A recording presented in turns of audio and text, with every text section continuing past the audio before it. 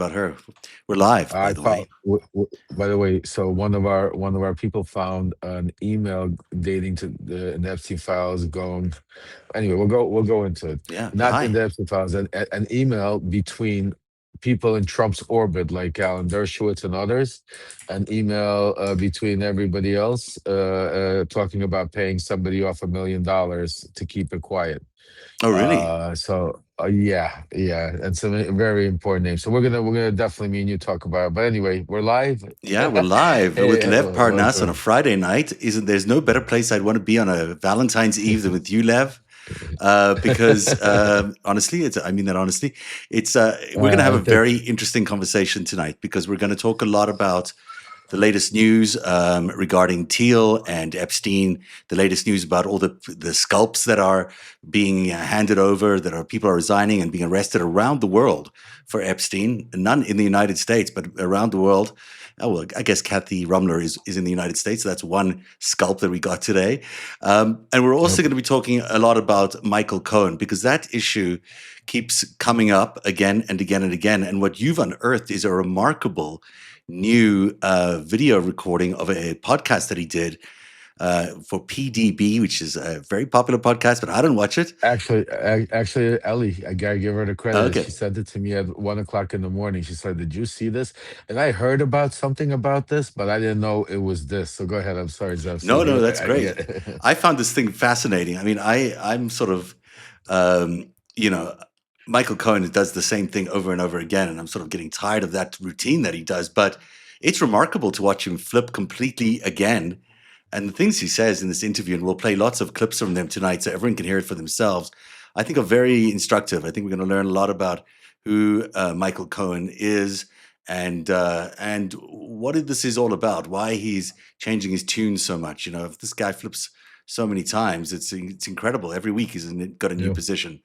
So we'll get all to that, and plus we'll take your questions and your comments. I'm sure this is one of those topics that is very, very fiery. People love talking about this. So as you come in here, feel free to share your comments. Please be polite with everybody on the chats, and we'll take your comments throughout the thing. People have two different opinions about this. We're here to share the facts. We're here to play the clips. We're here to tell you exactly what happened at this interview and what's right and what's wrong in this interview. There's a lot of misstatements and a lot of facts that are misstated here. So we're going to go through that. And Lev, you've also had a big week. You must be exhausted after all the trip to DC and Oof. everything. Can you believe that was just this week? I still, today I was, I was on the phone with Jay, who's one of our volunteers. Shout out to her because we're going to talk about some of the stuff she's been doing. And I literally thought she flew also to Washington with me, and I literally thought today was Saturday. I thought I was getting ready with coffee and tea with Dean, and I'm like, wait a second, it's Friday, and my day, and then all day today, and then because I didn't sleep all night because Ellie, she's incredible. She sent me in the middle of the night. She goes, "Did you see this?" And obviously, it's a 2-hour video, folks. And obviously, I stood up till 4 in the morning watching it and sending it to Joy Reid at 4 in the morning and sending it to you guys. As you could see, you saw what time I was sending Yeah, it to I you. was up, by the way, because I was Because, doing my expose into Thiel and Epstein. So I was up, and I was like, "Oh, I can't look right. at this right now. I have no brains left." So I went to bed. But when I woke up, I did take a Yeah. look at it. It's incredible. Yeah. But And by the way, that's some incredible work you did. Before we go into Michael Cohen, I think we should talk about your piece. I don't know, for those of you that haven't read it, make sure today's piece that Zev put out is very explosive. It connects Epstein, Thiel, and Russia. Again, all yeah, roads lead back to Russia. And a very interesting person in there, Zev, what I read is again Victor Churkin. So you're starting to see this name. I remember when the first dub came out and they first mentioned Epstein, Churkin, having that text exchange where he was saying that Churkin was my man. Remember, yeah, and absolutely, yeah. and I remember we had that conversation. I said you're going to see Churkin as a main player in this whole thing. Now you're starting to see the Peter Thiel and go ahead, Zev. I'm sorry. No, no, no, I'm talking absolutely. I'm about just your work. I'm talking about your work. Incredible work, Look, by I the way. I was want I was to reading say. this, and I've been every once in a while I pick a name and I just go through their files and the Epstein files, and I could not believe when I read Thiel's and Epstein's connection. I mean, firstly, it's very detailed and it's very personal, They talk about all sorts of things, including Thiel's drug habits and all sorts of stuff that you wouldn't necessarily share with anyone who wasn't a very good friend or someone you trusted. But in the middle of there's two moments where they're talking about Churkin, where they're talking about setting up a meeting for Yep. Thiel with Churkin, Vitaly Churkin, who was the UN ambassador to from Russia to the UN. His office just 3 or 4 blocks away from Epstein's home. 8 minutes of walking, and it's fascinating. This happened 5 weeks before the 2016 election. Then, previous to that, there was a meeting in 2015 with Belyakov, Sergei Belyakov, the deputy minister of the economy in Russia, with Thiel that Epstein set up. So Epstein set up two meetings, one with Belyakov, one with Churkin. Both men are connected to the FSB. Both men are connected to intelligence operations. So it's, whether Thiel knew it or not, who knows? But he was connecting with Russian figures, just as he was also one of the biggest influencers in the Trump campaign. He was a big donor. He spoke at the convention. He was part of the transition team. He was there at the transition team offices, telling people who was going to be in what positions. And it's I'll give you a better one. I yeah, mean, Peter Thiel gave me and Rudy his plane when we went in 2018 around the country campaigning for Trump. It was in Peter Thiel's private jet. I'll even show you a picture of it. wow. In the midterms, the Yeah, 2018 midterms. yeah, yeah. I'll show you. Wow. I'll show That you a kind of picture. detail is so priceless because we don't know what conversations he had with Churkin, and we don't know what conversations he had with Belyakov. On paper, it's about technology, but um, in all likelihood, there's something else going on there because there's also $40 million were donated, or not donated, invested by Epstein into Valar, which was a fund that Peter Thiel set up in 2015 and in 2016. $15 million in 2015 as the Trump campaign was getting going, and $25 million a year later. Now, maybe that money is So for this investment. this is Yeah. this is the jet. Yeah. It's Thiel's That's jet. me and Rudy. Oh, And wow. I'll show you. Hold on. I'll show you inside the jet. Do you know Thiel? Uh, I have not met Teal. I met Teal. Oh, that's me in the jet. Oh, nice. That's a good way to travel. Uh, That's Rudy. yeah, Yeah, amazing, yeah, amazing. yeah. No, Your story is always amazing. Your photos are amazing. Your knowledge of this. Now, it's not surprising to you, is it, that Russia was involved with all these players, obviously, but it is interesting to read them in the Epstein files. I mean, no one has said out loud Jeffrey Epstein was involved in the Donald Trump campaign for president in 2016. I mean, it's not like, that's a big deal. 100%. I mean, listen, what people are starting to realize, and you're one of the better journalists when it comes to investigating the money links, and you've been talking about all of these connected dots, and that's why I think it's extremely important about connecting the dots when we say follow the money. I mean, if you take a look at most of these, from Peter Thiel to Elon Musk, you name it. If you look at their initial investors, Sergey Brin, any of these, Google, any of these companies, that if you take a look at the first round of investors, their main investors, majority of money came from Russia. Yeah, There was always a link, to that, and it's never been like, so that's why when I was seeing all of the Epstein dumps coming out, and in the beginning, and even till now, I mean, yes, we've seen a whole dump about finally about his Epstein's connection to Russia, and we're seeing Cherka, but that's nothing, because if compared to just what we're seeing, and if you use your common sense, we should be seeing so much more.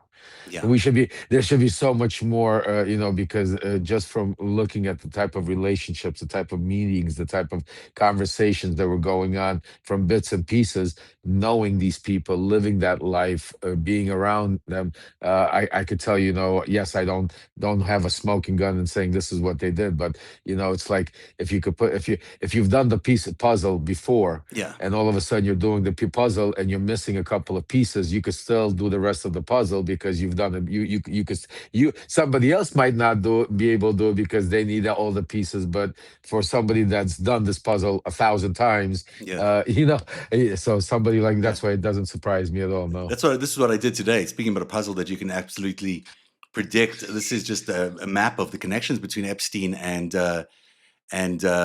Jeffrey Epstein and Peter Thiel. So here's Jeffrey Epstein, there's Peter Thiel, there's Elon Musk, and these are just this is very rough. I didn't do this in great detail today, but my point was just to try and show everybody that here's Vladimir Putin, and here's Ehud Barak, by the way, and Donald Trump is right over here.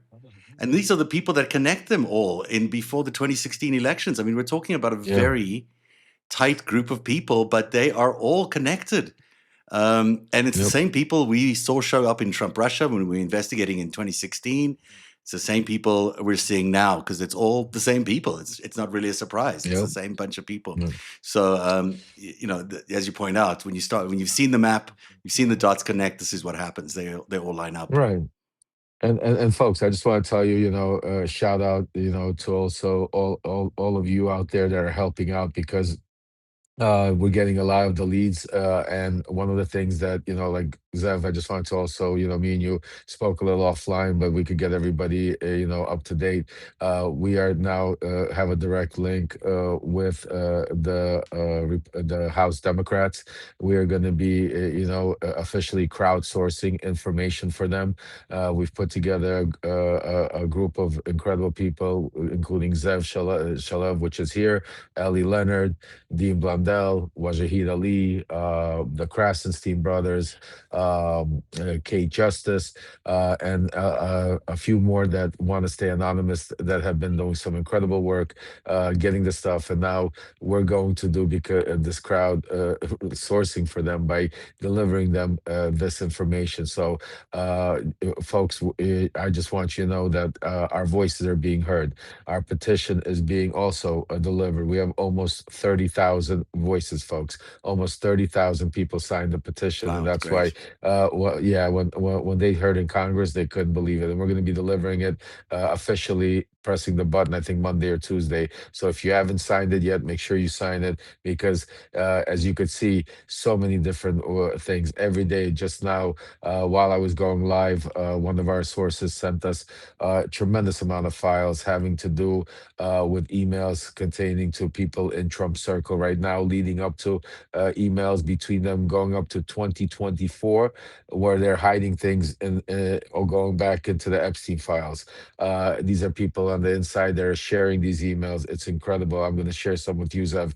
I haven't had a chance, but it's we just keep untangling more and more and more, and that's why, folks, today we're gonna, because there's a lot of things that happen, a lot of news going on, and some important stuff. Where Zev has reported on it earlier, I've reported on mine. The fact that there's accountability happening all over the world, except for in the United States, when it comes to the Epstein files, is just ridiculous.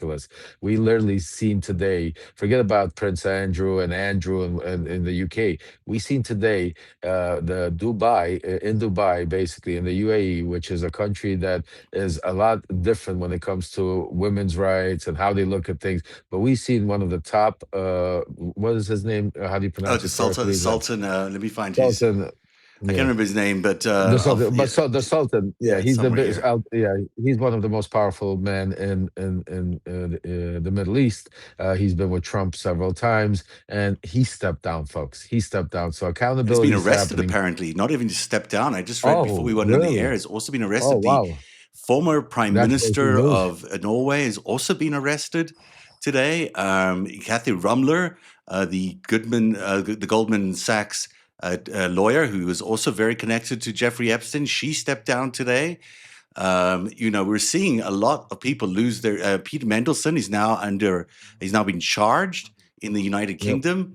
I mean, we are Yep. seeing a lot of heads fall. And it's because No. of Yeah. this incredible pressure and discovery that we've all been doing to expose Jeffrey Epstein. I mean, this doesn't happen on its own. It's happened because the American public has been pushing for this, and the Transparency Act was enacted to allow us to see all the files. And even though we haven't seen all the files, these people are going from just the little bit that we've seen, which is kind of telling that we still have people like Lutnick and Bondi and company, all of them, and Trump still in the administration. When around the world, people are getting arrested, losing their titles, losing their jobs, and being And disrespected by all of their societies. It's so the world is really showing America that it needs to stand up and do the same it's thing it's interesting. doing and start arresting people. Absolutely. But, it's interesting that you mentioned some names there. You mentioned Donald Trump, but you also mentioned people around him like Howard Lutnick, right? Mm. Like, Steve Witkoff. I mean, Howard Lutnick is a person that, came on TV, nobody asked him, tried to play this big shot role. He did literally a Michael Cohen, which we're going to get into because this is the same pattern of everybody in Trump's orbit. The first thing they do is they brag and show off that they, release the files. Oh, I've Mhm. never I looked at that massage table. Me and my wife looked at me and we said, "Oh, never again." Are we going? That guy's a creep. Michael Cohen, release the files. Release the files. All of a sudden, the files get released. Michael Cohen's in it. Howard Lutnick is it. What do? They don't come out there and say, "Let's talk about what happened." The first thing they do is deflect. They Mhm. do, they blame somebody else. They lie. They attack. They threaten. Same thing as you saw Pam Bondi do yesterday. You saw the same exact MO. She didn't come there answering questions. She came there deflecting, attacking, threatening, screaming. You take a look at any one of them, and it's like mini Donald Trumps. And Michael Cohen is a very major example. Today, me and Zev are doing a special expose when it comes to Michael Cohen because, just, if I may, Zev, can I give everybody a little Yeah, go for it, background because please. some might not know, and it's very important. So, folks, I want to first start off in saying a lot of people, excuse me, start off these conversations by saying that nothing personal against Michael Cohen. And I want to make it very clear for those people that say that, and one of them is my dear friend Wajahid Ali, and I told him today, don't ever do that again because that is personal. Because Michael Cohen is no different than Donald Trump. Michael Cohen is no different than Steve I Bannon. cut you Michael lost you there. Cohen is no different. I lost you Excuse there, me? but you're back. You're back. Sorry, I just missed Oh what you yeah, said. yeah. That's it. I said what I was saying to you is Michael Cohen is no different than any other person inside the Epstein files. Michael Cohen has an accountability, and that he needs to respond. So when we asked the questions and Michael Cohen started deflecting, all it made us do is go further and further, ask more questions, dig deeper and deeper, and just like what's happening with Donald Trump, the same thing happened with Michael Cohen until eventually Michael Cohen decided to attack, deflect. Now, I want to take you back, going back to the beginning of the year in January. If you remember, in January, I came out when this whole Michael Cohen thing started. It was because Zev confronted him, and Ellie confronted him, and Tara confronted him on some questions having to do with several different issues, but all having to do with his time in the Trump administration. That would be obviously that he, even if he didn't have anything to do with it, he would definitely at least have heard about it, known about it. It would be impossible that. And Michael Cohen, in all three situations, basically pretended he knew nothing about it. It was an impossibility. We all understood that obviously Michael Cohen is hiding something. We kept pressing him, from the financial stuff that Zev was asking him with the deal that happened with Rubelov and involving Epstein, that the house, the $50 million, whatever you want to call The it, Maison Amity was what it was called. It was a yeah, Mizolatif. yeah, Yeah, House of to Friendship, the fact. ironically. Exactly, exactly to the fact that Michael Cohen was involved with a Jane Doe case that he's kept making up stories about and giving different versions about, going on Joy Reid, doing all of these things, claiming attacking Zev, attacking me, threatening to sue people, doing exactly what Donald Trump does. If you take a look what he's doing with the same thing he's doing with everybody that's pressuring him about the Epstein files, he's acting the same exact way. So we kept digging and digging. And today, so let me keep going in the back. So in the beginning of January, there was a time where I came out and I reported saying that Michael Cohen is reaching out to the White House, if you remember, and he's trying to get a pardon. Michael Cohen then a couple of days later went live from Florida, and he pretended that well, he didn't pretend, he was at his parents. So but he said that he came to visit his parents. Well, today what we found out is that 3 weeks ago, Michael Cohen was in Florida, maybe to see his parents, but he was here taping a show with a very far right podcaster. And At the same time, he was trying to get in a meeting at And Mar-a-Lago. for the record, Sorry, I didn't mean individual for that to number go. one Sorry. is Yeah, President I'm sorry. Donald I'm J. sorry. Go I'm ahead. sorry. Good. Yeah, we're gonna play you. So I want you guys to sit back today. Today's gonna be a little of a different type of a show. Usually we do a lot of talking, but today what we've done is me and Zev have compiled. Zev actually, it's his expertise. Have compiled basically some incredible. He's taken a 2-hour interview that Michael Cohen did with this podcaster, and some of you might have know who this podcaster is. It is PBD Podcast, Patrick Bet David. He's a far right podcaster. Donald Trump has been on his podcast. Steve Bannon constantly there. Charlie Kirk's constantly there. I mean, he's probably as bad far right? Yeah, he's a pretty. I mean, I've never really followed him, but I know that his work has been pretty far right. I mean, he's pretty open to a lot of ideas, but he's on the right for sure. That's his market. exactly. Now, the importance of what we're telling you here, and a lot of people say enough with Michael Cohen, and it's not going to be enough with Michael Cohen. That's why I keep telling you, is because Michael Cohen is another thread that is a direct link to Donald Trump, direct That's a link really to important Epstein, point. and Can I just underline? yes, We're please not, go ahead, no one's please, going after please. Michael Cohen per se, although, we've got lots of things to question him about. What we're looking for is the truth about Donald Trump. What we're looking for is exactly what Donald Trump did with Jeffrey Epstein. Because Yep, there's a lot, as we've pointed out even today, there's a lot of financial stuff, there's sexual stuff, there's yep. potential murders, he knows a lot. Michael Cohen was the fixer. He was there all the time. He knows a lot, but he's not telling a lot. Just to interrupt you there, so Yes, no, it's important. thank you very much. That's very, very important. And the important part is you see how Zev just said Michael Cohen's a fixer. So Michael Cohen comes on Substack. And this is important because Substack is a primarily Democratic platform, and Can be. even in the, primarily independent, more central, more left, but definitely not MAGA. No, definitely not far right. And if the ones there are, they're just trolls, but primarily it's the I think it opposite of depends on let's the say echo to chamber you're in, but I think Substack maybe has some people on possibly. the right that, Michael Flynn's on Yes, there. I see him all the time.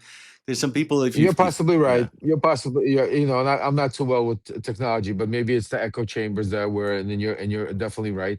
But Michael Cohen happens to be in our echo chamber, mhm, in our group of people where we're trying to save our democracy. Michael Cohen comes out and talks, saying that he wants to save our democracy. Michael Cohen asks people to support him, just like we do, to go save our democracy. So when it's time to save our democracy, right now when we have the Epstein files and we're all sitting digging in them, it's weird that Michael Cohen is not digging in them with them, no, because like all of us said, Michael Cohen. Just think about if we and we're going to get into what is the important part, but Michael Cohen should be right now on the phone with Zev, on the phone with Ellie, on the phone with me, Tara, and saying, and we should be going through. Oh, we got this text. Oh, you know Howard Lutnick. Oh, you know this. Hey, Michael, what do you remember in 2010 at this meeting? Well, we found this, Michael. Oh, it says here that you were involved in this real estate deal. See, Michael Cohen right away assumes because we say you were involved in this real estate deal that mhm, he thinks we're attacking him and we're trying to, oh, we got Michael Cohen. We need to get Michael Cohen.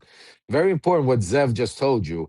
We don't care about Michael Cohen. We know if Michael Cohen has information, if he was involved in a real estate deal, that he could lead us to Donald Trump. That's the objective we're trying to do. mhm, We're not trying to find a way to punish Michael Cohen. We don't care about that. Michael Cohen has to, that's whatever he has to face it himself. We're trying to right now save our democracy, not go after individuals. Michael Cohen just happens to be in the way, folks. Michael Cohen has put himself in the way. He chose to be in the way. He could be very easily helping. So, what today we're going to do is usually we're sitting there talking about him, and a lot of people are like, oh, you guys are saying this, he's saying this.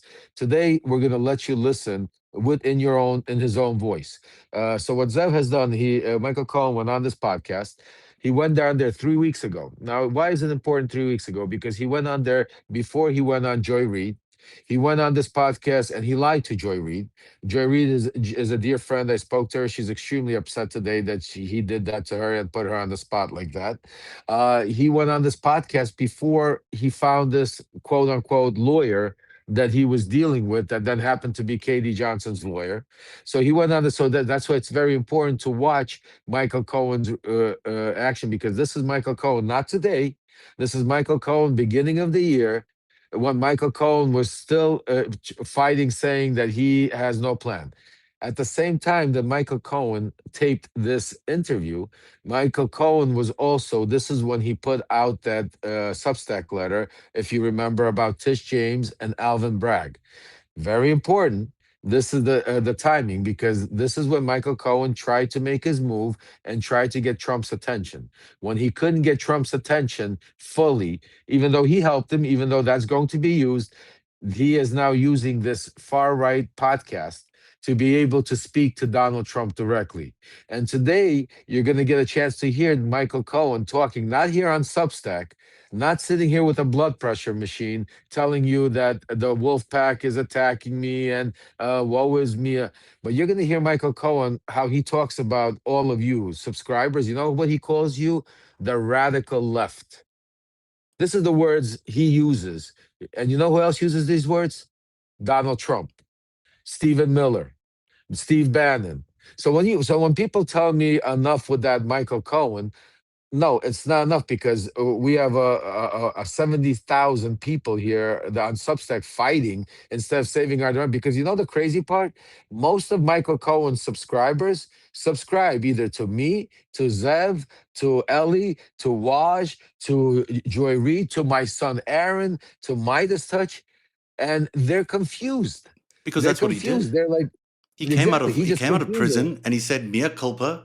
I'm going to be on the left. I'm going to be the truth guy. I'm going to be the tell you the real truth about Donald Trump." And he hasn't told the real truth about Donald Trump. He's just been Not even masquerading close. as somebody inside this community, pretending to be on the side of democracy. Yep, and today we're gonna play. So Zev has Yeah. taken a series. We will also post later on the full. If you want to watch the full, we'll let you know where to go watch it. You could go watch the full episode. It's a 2 hours. It's extremely. I will tell you, you're gonna want to throw up if you listen to it for 2 hours. You're gonna want to cry. You're gonna want to break your television, your computers, all of you, all of the above. So we suffered and listened through it to be able to put the collective to give you a good enough idea where you're going to be able to listen right now, and then discuss after each clip. We'll discuss the true meaning and what Michael Cohen's doing, and so you could see in his own voice. While here he is playing that he's trying to build communities where he's trying to get the truth, where what he's actually doing is turning Democrats into mega instead of mega into Democrats. Because right now, if you go on this platform, there are plenty of people there that support us, used to support us, or still support some of us, that are out there attacking me, attacking Zev, attacking Ellie, attacking Waj, and everybody else, because we're asking Michael Cohen question, and because Michael Cohen ends up going to the hospital because he has blood pressure, and it is our fault because we did that. Michael Cohen has threatened to sue us. Michael Cohen has insulted us. Michael Cohen has defamed us. But it's not stopping us, because at the end of the day, we are going to keep digging and getting the answers to the questions. So Zev, why don't you play the Yes, let's first play the video? first. Let's This start is the off with opening yeah, sequence. So let's watch it. yeah, yeah. Oh, wait, is the audio from this? Oh, hang on 1 second. Try once again. Trump. Ex-Trump attorney Michael Cohen says New York prosecutors pressured him to target President Trump. I would never have testified. I didn't want to. And then you've been canceled now by both sides. They started getting 20,000 people telling them if Michael Cohen remains on the network, we're unsubscribing. My audience will say, are you back in his camp? Are you bending the knee? I almost can't say anything. You chose that job. That comes with the territory. So there's probably two communities watching this saying, why would Michael Cohen go on the PBD podcast? And number two, why would we have Michael Cohen on the podcast today after he just got fired by Midas Touch? They cut his show and we started talking. We've been talking for about almost 2 years because I wanted to get him on to talk about some of the decisions that he made. And it was very uncomfortable in certain moments, very awkward in certain moments, but he was very open. He said some things that I did not think he was going to say. I asked him a question. I said, who do you trust and who trusts you? You will be very surprised by the answer he gave. And he got emotional when he gave the answer. I said, do you want a pardon from the president? You know, which side do you trust more, the left or the right? You've been attacked by both sides. Which one is worse? And he was very frank and very open about it. Right before we were going live, he was doing a talk for 100 universities, some of the biggest universities, Yale being one of them, to tell them how to handle the lawsuit, how to deal with the president. He opens up and talks about that. Of course, he told a lot of stories behind the scenes with the president, and you'll see a moment, even an initiative that he's wanting to share on why he may want to go to the White House and sit down and talk to the president. This is Michael Cohen, President Trump's lawyer, wants to go and talk to the president. You're going to watch this, and I don't know how you're going to process this, but I think by the time it's over, you're going to say, this is definitely the last thing I would have thought for Michael Cohen to do on this show on PBD Podcast. With that being said, enjoy the interview. Who is Michael Cohen? So, let's just talk about that beginning bit there, because what we heard there is news, because this guy's saying that he wanted to meet Michael Cohen. Yeah. Even when you see the president, he wanted to go and talk to the president. Now, that is Well, not something he's told anyone on Substack. well, I've been telling you. I mean, this is the whole thing. This is what he is, and we're gonna play more clips. This was just a promo clip, just that gives you a little bit bits and pieces, but that's extremely important, right? Because there's two things you saw already that we're gonna talk about that are extremely important. First of all, in the promo clip, what did he say? I never wanted to testify. Yeah. And we're going to talk about, because Michael Cohen's made a lot of money, and he's been about the fact that he's been going after Donald Trump, and that he's been trying to save our democracy, put away Donald Trump. Today, you're going to hear the truth. Why Michael Cohen testified against Donald Trump. You're going to hear the truth in Cohen's own words, not mine, not Zev's, not Ellie's, not Dean's, not Waj's. You're going to hear Michael Cohen himself talk. I mean, you even saw the face of this right-wing podcaster. He's like you're going to be in shock. Michael Cohen's here when you hear what he has to say, and Michael Cohen wants to go. So, Zav, let's play the Let's play first another one. clip. Yeah, let's play And you another said one. you and were then we'll get- compelled and coerced to only provide information and testimony that would satisfy the government's desire to build the case against and secure a judgment and convictions against Trump. You say this in your Substack. Not a crazy thing. This is your opinion against Letitia James and Alvin Bragg.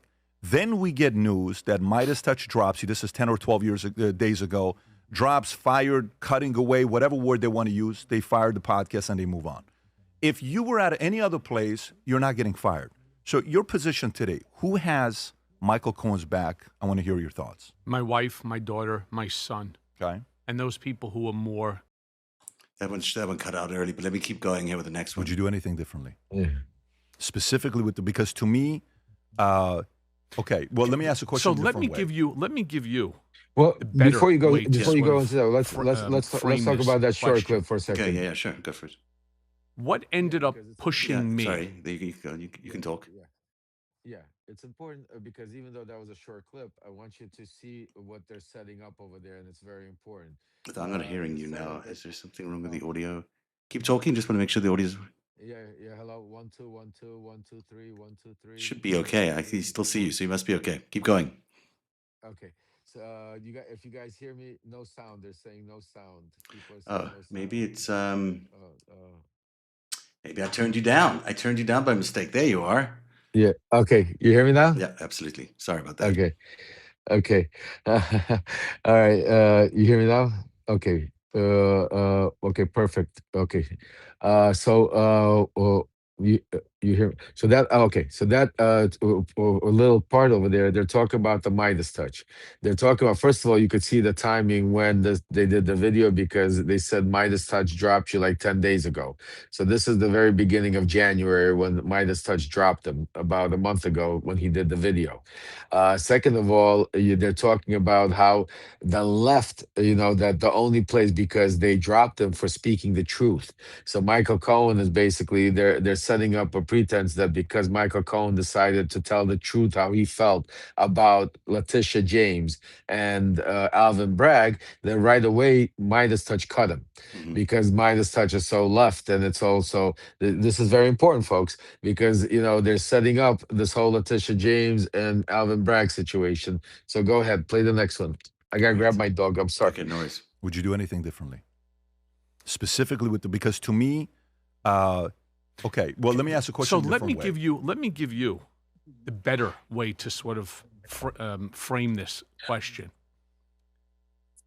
What ended up pushing me into the hands of prosecutors was never my desire. It was never my goal. I never wanted the FBI to raid my home, my hotel that I was staying at, or my law office. I never wanted it.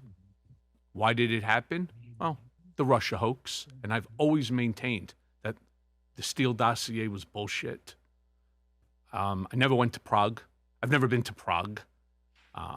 They claimed I had 10 million in cash in Prague to pay off Russian compromise, and so none of it is true. All 13 allegations raised against me were a lie.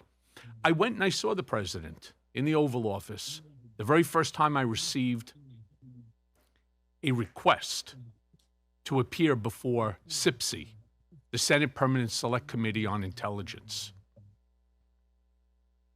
And I said, no. This is when he claims that he didn't testify at the end of the day. Look, I mean, it is completely untrue that, of course, the Russia hoax was a hoax. We know that there is voluminous evidence from Mueller, from just a lot of places that point to the fact that it's not a hoax. Even the stuff I was talking about today clearly shows that it's not a hoax. This thing that he always goes to about Prague. I mean, I don't know if you went to Prague. Who knows if you went to Prague? I assume he's probably been to Cares? Prague. But Yeah, who yeah, cares if he went to Prague? It doesn't see this is the but yeah. that's the whole technique, and this is I was part of Mega, so No, that's why I want everybody to understand. Don't concentrate on that. He yeah. keeps mentioning it, just like Donald Trump. It's like Donald Trump used to mention the P tape. Yeah, It's like and Michael Cohen tells you because he catches you. Yeah, so out of 100 things, there's one thing that might have been wrong in the Steele dossier, and that's all Michael Cohen talks about. because He the talks truth, about he's never been to Prague. He doesn't talk about everything else in the dossier. He talks about that he's never been to Prague. and That's what he the doesn't talk about crazy. a lot is the fact that he was the guy, and I remember seeing these emails where he and Felix Sater were talking about how they were going to build a new reality where Trump and Putin were going to be seen together in this new Yeah. unified vision, and they were going to, they build this new world together with these two leaders coming together. And then he was the guy during the campaign who was negotiating a Trump Tower in Moscow, which is completely Yep. illegal. There's no doubt in my mind that you should not be a president and negotiating a conflict of interest like that with an adversarial state, and yet he was doing it. And to say that any of this was a hoax when he was directly involved, there is evidence of him going up to Donald Trump during one of the debates, before the debates, and talking about building this Trump Tower, giving him an update on the Trump Tower in Moscow. I mean, right there is, he's being very selective, Lev. He's being very selective about what he wants to talk about. And obviously he knows a lot more than he's saying. Well, yeah. Why don't you play some more so people could see here with their own voice exactly, what Michael Cohen is trying to achieve and what he's doing. Also, this nonsense about him not desiring, not wanting to testify. It's just, Well, completely nonsense. that you have a bigger clip there where he really explains Yeah, let me about see. that because that's important because Michael Cohen is actually telling you what it's important for people to hear how he ended up testifying, why and how he feels about Donald Trump. Be part of that 2%. Listen. 98%. Wow, you must be a genius. How come you and every single prosecutor has a 98% conviction rate? And the answer? Because they control all the levers. They control the whole game. Still? Still. And with me, what happened? I didn't want to testify. I was subpoenaed every single time within which to testify. Had I not had to testify the first time around, none of this would have gone on. I had no desire within which to. And it's not a question, you use the word flip. It's not a question of flip. It's a question of answering questions, responding to No, questions. you flipped, though. It's not a flip. Michael, you flipped. When you went flip, on every you single flip, channel, you talk I negatively understand. about You the flip president. Only when you flip, only when you get a benefit from it. What benefit have I ever received? In other words, think about the mob. Think about the mob. When they flip on their I boss. will tell you. Yeah. Okay, what did I get? Oh, no. What you got, you didn't get. What you wanted, you didn't get. What did I want? What didn't you want? You didn't want a pardon from Biden? You didn't hope that he would pardon you like by the way, with all due said, respect. He said, I want to depoliticize the concept of pardoning. And then he ends up pardoning his son and his Fauci family. and his family and all the J6, committee. Mind all you, this when stuff. I asked for that pardon, I was already finished and I was already off paper 6 years. So flipping, you don't do it post facto, right? I'm not asking for a post-mortem award. I wanted it but early on, but Michael, that wasn't happening. So I've sat down with actual mobsters. I've probably done more mob interviews than anybody else in the podcast world. And you talk any one of them, they'll come and talk to me. So that isn't what flipping actually entails. Flipping doesn't mean you're actually going to get a deal. You're sitting here, Lev Parnas, as an example of someone who also flipped, who he didn't get a deal. He didn't get a deal. So he's making that up, of course. That is not what he's saying. Yeah. And then this other part of it where he's talking about testifying, not wanting to testify. He was so eager. I remember covering him day in and day out about how excited he was to come and tell us all of the truth about that monster Donald Trump. He was going to, testify in the Senate every single day. And he was like, I'm going to tell you exactly what kind of guy this guy is. He's a terrible guy. He kept saying day in and day out. He was very into it at the time. He's not, not reluctant at all. Now the truth is that and I want you to play a clip, because the clip where he talks about how very importantly that if somebody would have just cared for him, he wouldn't have testified. He would have went to prison for 3 months like Wexelberg. So just while Zev is going to key up this, I want to just give you guys just understand how crazy this man is and to what extent, Michael, this is a very important clip that you need to listen to, where Michael Cohen is basically saying that if Donald Trump would have just reached out and showed him some love and told him, like, I care about you, like he did with Wexelberg, he would have no problem to keeping his mouth shut and going to prison for 3, 4 months, 6 months. Yeah. Instead, I'm saying to you, he got no love. And that's what Michael Cohen is really upset. Just like he's upset with us. He wants Donald Trump to apologize. He wants, some love. Go ahead, play that clip, Zach, because I think that's it. So deserving, so bad, that I deserve to be not just thrown under the bus, but how about run over, not once, not twice, but a half a dozen times. And I was like, okay, I guess I am on my own. So what's your next move when that happens? Because I got a bunch of follow-up questions, but I want to know what you do exactly after that. You see this, you know what the signs are. You're like, I don't think I'm on the inner circle anymore. I'm on the outer, if not the ousted, like I'm about to be ousted. What's your next move? I just continue. I had no moves. It wasn't as if I Did you approach him? Did you talk to him about it? Did you see the calls declining in a major way? I was told by people like Jay Sekulow, oh, don't worry, I'm speaking to the boss. Everything's going to be fine.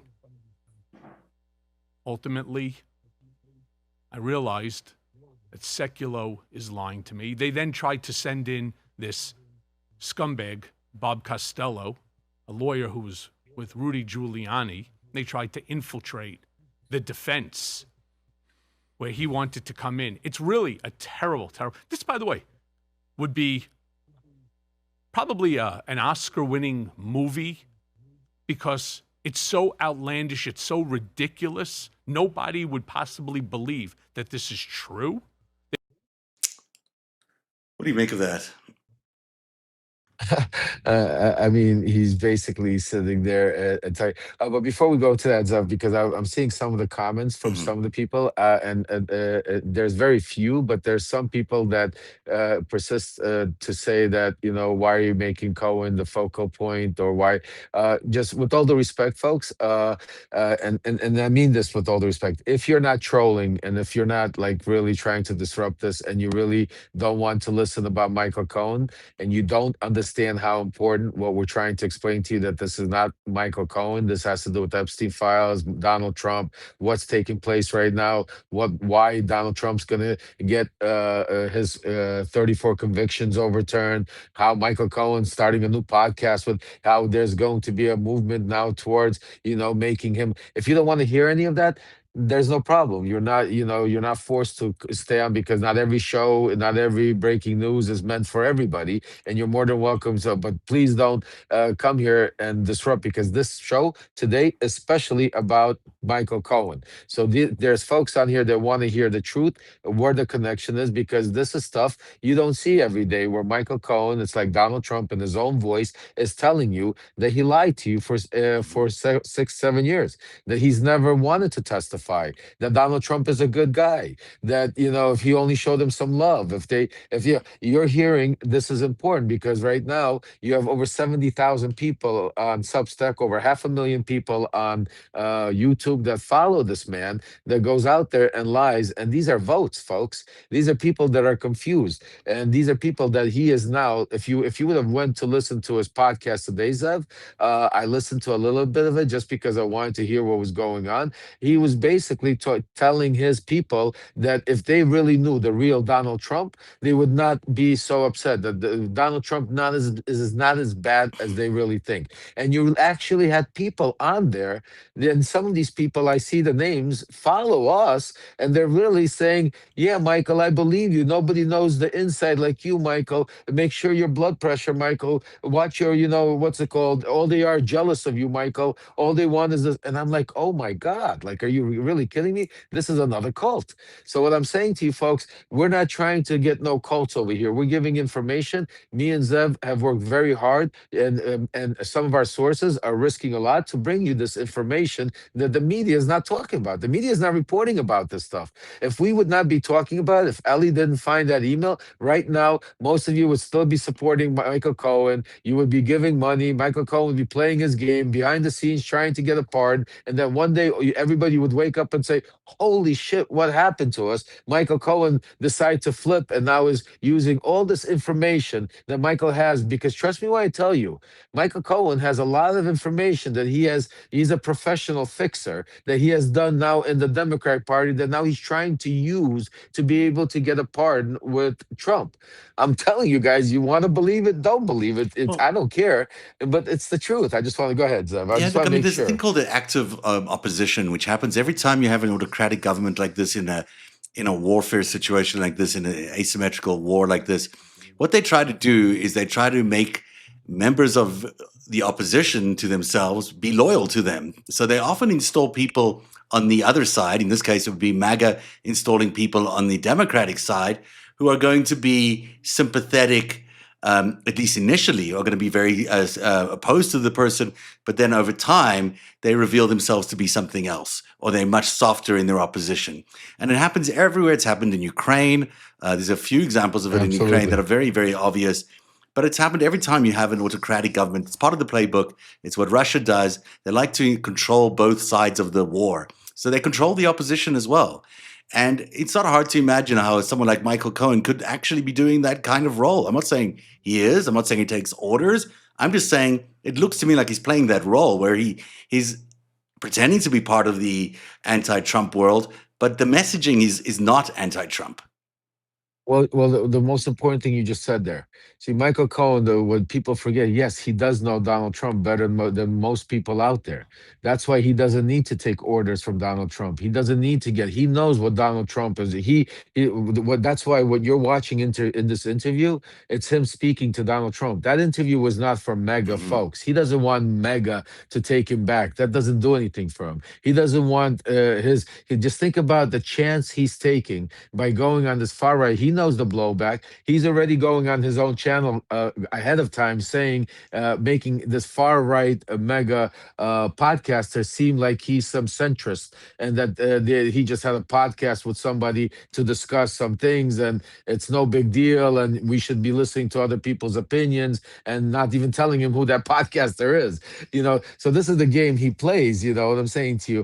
In the meantime, in reality, he knows what Donald Trump wants. Donald Yeah. Trump wants to get his convictions overturned, and Michael Cohen has given him that by simply turning around and already starting the process by claiming that Alvin Bragg and Letitia James have coerced him. And now he's come out, went even a step further, saying that he's never wanted to testify, that they've always pushed him, that this has been, an ongoing situation. He's also, you're going to hear in some of the clips we're going to put out, how he praises Donald Trump, talks about Donald Trump as a great baseball player, and talks about how he's such a great guy, how he doesn't laugh anymore, how Michael Cohen sees that Donald Trump is not as happy as he would be if Michael Cohen was there. It's really even sick to listen to some of this conversation, because if you look at even Brett David, he's sitting there like, holy shit, like, is this coming out of Michael Cohen's mouth right now? Like, he's literally talking about Donald Trump, like, oh, it's like we were buddies. We were like, why did he turn on me?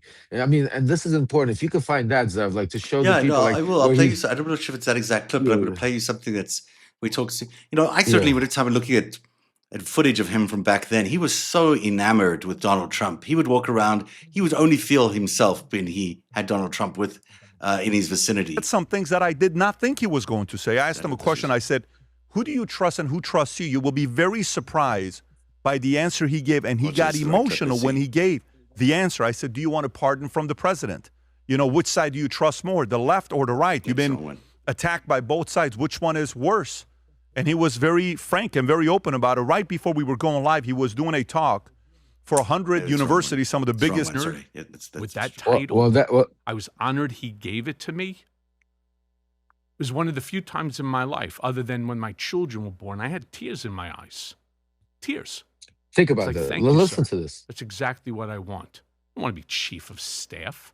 How can I monetize that position as chief of staff? I didn't want to live in D.C. I lived in D.C. for 4 years. My son was a senior in high school. My daughter was a senior in college. My son was a ball player, playing actually for Hank's Yanks, the high school travel baseball team for the New York Yankees. He had tryouts with the Chicago White Sox, with the Yankees, the Mets. As a young boy, I wanted to be there for every single game. And in fact, I can just tell a good story about Trump. And I've told the story many times. It's not as if I only said bad things about him. I also said some positive things about him. But you're not wrong when you say Trump was a baseball player when he was at NYMA, New York Military Academy. And how do I know that? He's just feeding the ego, right? He's just feeding the story. And this is, he hasn't said one negative thing in this entire show. No, Ellie, if you well, want to, I see Ellie's online. If you want to join in, just let us know in the chat, and I'll send you a link. Yeah, that's why I just asked her if Ellie wants to come up. I just texted her, but yeah, 100%. It's not even. It's very important. Like just listen to what he says. Like, no, she can't. She has to do something, but she's definitely with us here in the chat room. But she She's can't so jump good at up. multitasking. Yeah, she's incredible. Yeah. But very important. Yeah, you hear him talk like he misses like I don't only say bad things. I say good things about Donald Trump. He was a great baseball player. He praises him. Like he talks about him, and if you hear it in his voice, it's like we were pals. Like And there's another very important thing which I don't know if you have that clip, because I think it's extremely important. In the beginning, they start off, and this is I think very thrown in there, but it's very important. And some of our survivors, not survivors, too. Some of our volunteers have helped write a letter. So shout out to them, and I'm going to read the letter. So Michael Cohen did a very interesting thing, guys. Zev, if you could find that right in the beginning about the schools, while I About the tell them what's universities. going on. About the universities, Okay. yes. So Michael Cohen basically started up. Let me see where this is. Oh, okay. Let me get this. Hold on a second. Michael Cohen, prior to coming on here, had a what's it called? Meeting, Zoom call with 100 universities, and he was invited by the Yale president, Let me just get his name. Hold on a second. Bear with me. Yeah, because he invited them to basically talk about the lawsuit that they were facing from Donald Trump and Yes. whether they should concede basically in this lawsuit or not. And he gives really strange advice. He gives some strange advice, which we're gonna maybe you could play it while I Let's play it. find Let's play it. the letter. Play that, yeah, for a second. And very open about it. Right before we were going live, he was doing a talk for 100 universities, some of the biggest universities, Yale being one of them, to tell them how to handle the lawsuit, how to deal with the president. He opens up and talks about that. Of course, he told a lot of stories behind the scenes with the president, and you'll see a moment, even an initiative that he's wanting to share on why he may want to go to the White House and sit down and talk to the president. This is Michael Cohen, President Trump's lawyer, wants to go and talk to the president. You're going to watch this, and I don't know how you're going to process this, but I think by the time it's over, you're going to say, this is definitely the last thing I would have thought for Michael Cohen to do on this show on PBD Podcast. With that being said, enjoy the interview. Who is Michael Is this the Cohen? same thing? Sorry. I'm sorry, some of the labeling is wrong here. Yeah, that's okay. I'm not the could one find you're it. talking about then. My handshake is better than anything I ever signed. It Right should have been about the universities. But maybe it goes into it after this. Maybe as they start off here, they talk about that. Yes. Let him keep going. I think it's in the very beginning. Okay. All the time. So, but if there's one thing I will tell you while the audience is watching this, they're probably surprised that you're sitting here. Like if there was anywhere you would be on a podcast right now, your audience is probably surprised you're here. And my audience going to say, my audience would kill me. That's exactly what I'm saying, that you're sitting here. So, but I got a lot of questions, a lot of things I want to go through. And by the way, it's important that the audience knows nothing is off the table. You get to choose to answer whatever way you want, and I'm going to ask my questions. But something happened right before we got live. You were doing an interview that I asked you if you're comfortable sharing with the audience. So the head of Yale asked you to speak to 100 presidents of different universities. Why? Yeah, so it's Jeffrey Sonnenfeld. Yep. He's the head of the Yale University Business School. I've known Jeff a while. I speak at Yale several times a year at Jeffrey's bequest.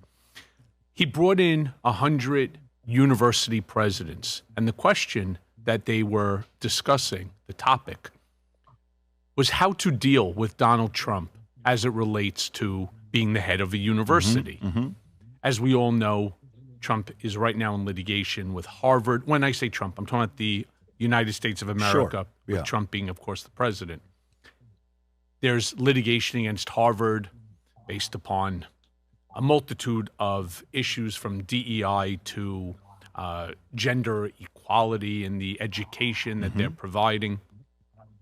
But they had, like I said, 100 individuals, and they were asking me, how do you think that we should deal with President Trump in handling this issue? Because they are right now in a very precarious situation. They do not want to lose the funding, the government funding, which Trump controls and is using as leverage. Sure.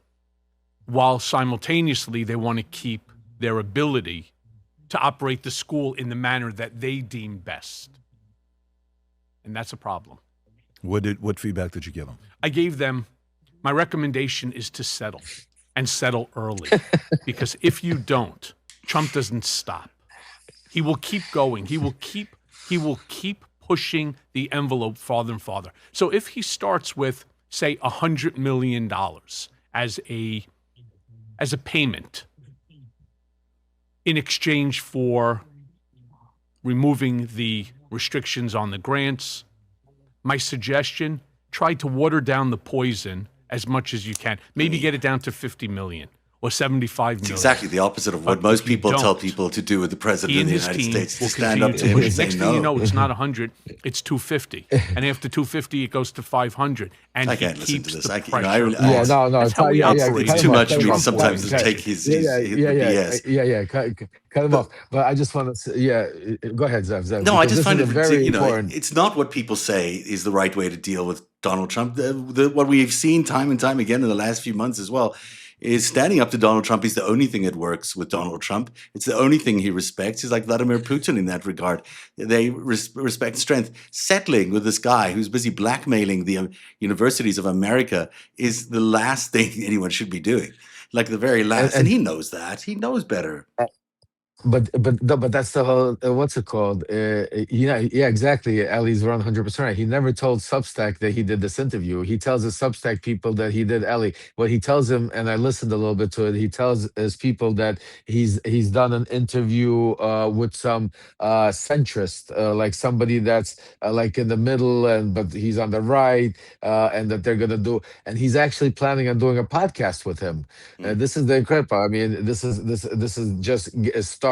But can I read a letter? I Yeah. want to shout By the out way, to our can I just add one thing volunteers. in there? At the beginning, Yeah, they said yeah. Go ahead. the Yeah, audience would yeah, kill yeah. him if they knew he was Yeah, doing just this think interview. about it. They would kill him, Just the think about it. Substack audience. Just think about it. So exactly, just think if his Yeah. audience found out that he was doing it, they would kill him. So what we did is we take initiative right away. Like I promised you, folks, this year is about action.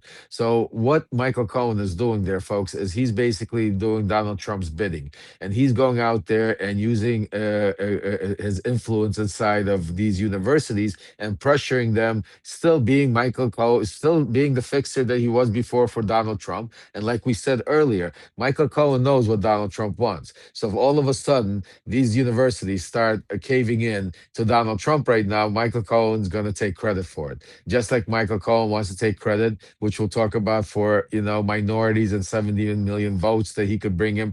Because why? Michael Cohen doesn't want to pardon 70 million people. Michael Cohen wants a pardon for himself and get Donald Trump reelected with 70 million votes, because that's the plan. Michael Cohen's offering Donald Trump 70 million votes to think. And you're going to hear in the conversation later on about exactly what Michael Cohen plans to do with this pardon and how and this whole game plan of helping Donald Trump stay in office, folks, not leaving office. Think about that. His whole plan is how to help Donald Trump stay in office. But before we go into that, why I want to read this letter, because it's important that we action. So this is a letter our volunteers put together. Jay, shout out, you incredible work that we're going to send out to each and every one of those universities.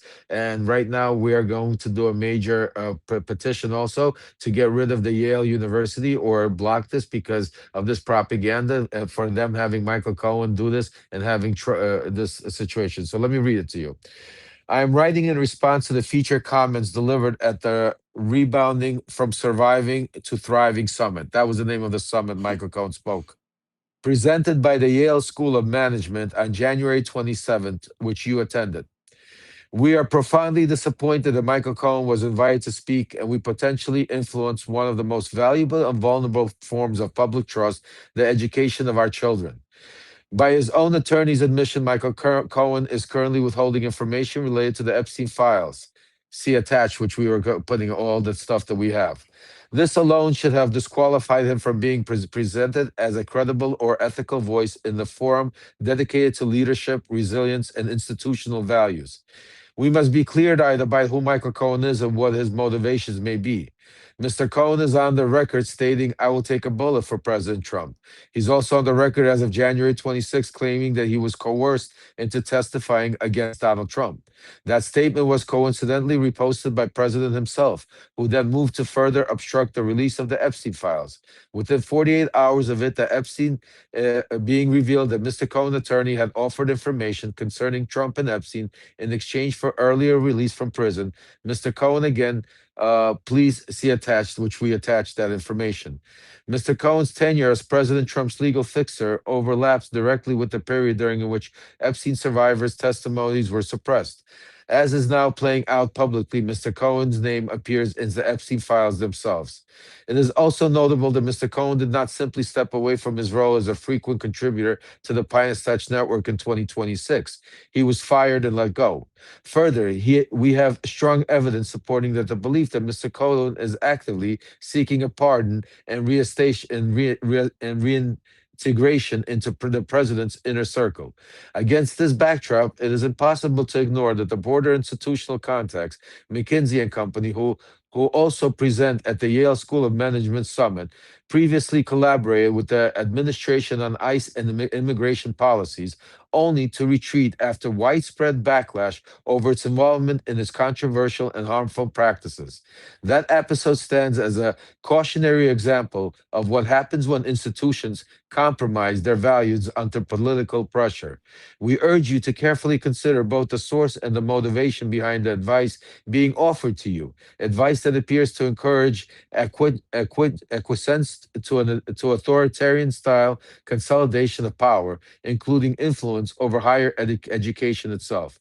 History has already shown us consequences. Law firms and institutions that bow down to pressure have lost talent, credibility, and business. Those that stood firm, banding together, defending core principles, and resisting coercion have grown stronger, attached top talent, and forced their administration into retreat. We are writing to respectfully but firmly ask you to stand strong, stand for democracy, protect your students, your faculty, and your institutional legacy. Do not bend the knee to a hostile takeover higher education. Do not accept Michael Cohen's advice to surrender. And please ask him directly to explain his motivation, including why he was very recently sniffing around Mar-a-Lago, attempting to reinstate himself into the proximity of power. The stakes of our institution, of our students, our democracy are too high for silence and surrender. That's a great letter. That's a terrific letter. It really gets to the point. Isn't he disbarred? Is he allowed to be providing legal advice to anybody? Never mind institutions. I don't think he's legally allowed to be doing that, regardless of the fact that he's the wrong person to invite to this kind of thing. It's a very good point that you're making there. You know, I want to talk about Katie Johnson a little bit because Please go ahead. Yeah, no, this is yes. Let's play the clip that deals with our supposed attack on him, as he puts it. Let's take a listen to what he said about Katie Johnson, and then we'll unpack exactly what he's getting at here. Yeah. Go. However, there is one case that came across my desk. As Trump's special counsel, I receive an envelope, and in it is a Jane Doe case against Donald Trump. Mm-hmm. Jane Doe makes the allegation that she was a child and that she was raped by Donald. Well, it's obviously concerning to me as I read through the complaint. It's Jane Doe buying through her mother and natural guardian, Mary Jane Doe. It's a little bit odd that you have the mother still in there, because if in fact that there's any truth to it, why do you need a natural guardian? You're clearly over the age of 18, within which nothing really made sense in that case to me. But I don't keep secrets from the president when something like this comes about. And so I walk over, I knock on the door. Hey, boss, can I come in? I said, I just got this crazy ass suit. This notice of lawsuit. Crazy ass. They call that a naked summons. Oh, not naked summons now. What do you know about it? So he goes, Michael, it's complete and total bullshit. I said, okay. So he goes, just handle it. And we had obviously many other things going on at the time. He was running a campaign. I said, sure. So I reach out to some folks who I know. We send an investigator to the alleged address of this Mary Jane Doe, and it's a vacant parking lot. Why are you looking at me confused? Because that's the same look that I had. How's that possible? Did you say vacant parking lot? Vacant parking lot. You know, like a piece of dirt, land. Right. So I reach out to the lawyers, and I just start engaging them in conversation. And I don't know what made me ask. It was just a gut feeling. Sometimes you get them, and if they turn out to be the right ones. Have you ever met your client? He says, no. I said, what are you talking about? So I said, how'd you get the case? It was through the mail. He says, it's possible that maybe it's not real. You think that's possible? Because the address that's included in here is a vacant parking lot. So he goes, it's okay. Stop the first thing. I want to say something. I'm going to call you back. And they ultimately, it would be hard to restart it though, so I'm going to, might as well. Okay, let's finish. Yeah. Did we find out who it was that sent that to him? No. There was somebody that played them and sent in this case. Okay. All of a sudden, this left-wing ecosphere, these maniacs, Left wing us. maniacs. they're now Yeah. equating, for whatever the reason it may be, that this Jane Doe is someone by the name of Katie Johnson. And Katie Johnson is a real person. But I've never worked on the case of Katie Johnson. I've never looked at the file. I don't know anything about this file. That's being handled by somebody else. It's being handled by Alan Garten, Lisa who's Bloom. general counsel at the Trump organization.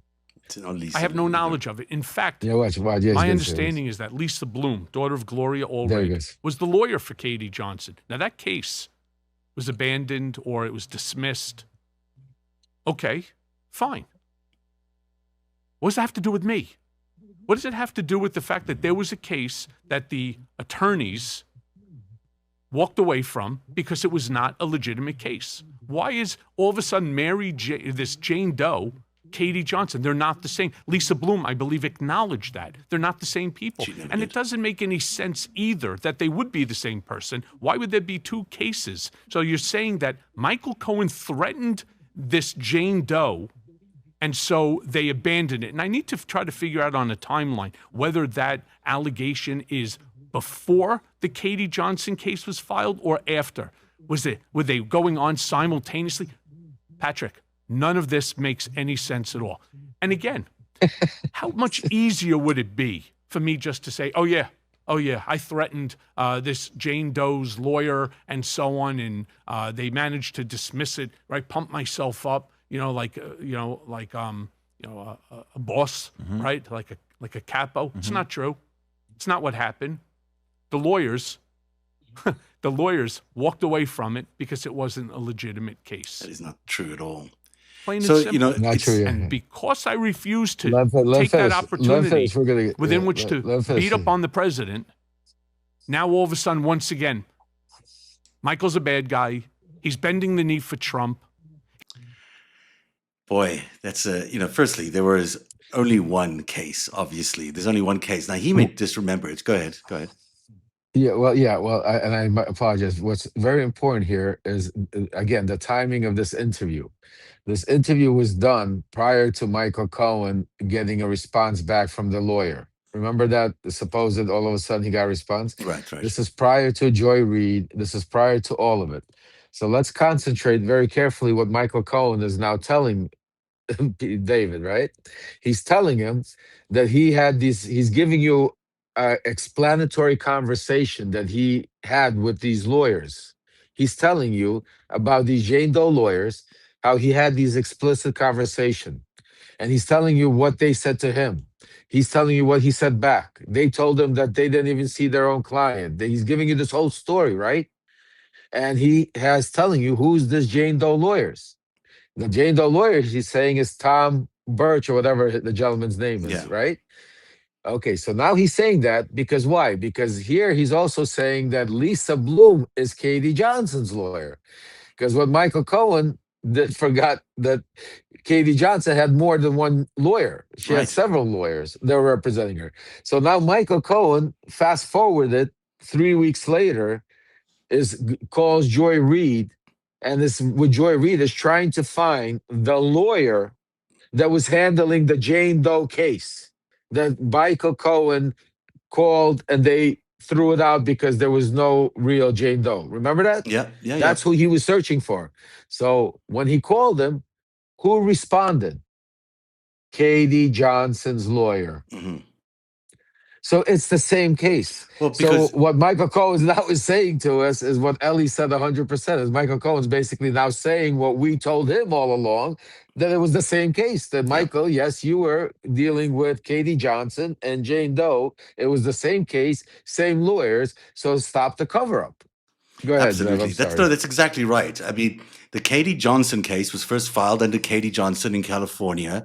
It was dismissed because there were some issues around the identity and whether they could give her the right kind of security. So that was filed on a technicality. It did not go to court, and then was refiled. The exact same case was refiled as a Jane Doe case in New York. And in fact, there's a lot of things that I've just found out in limited amount of research I did today.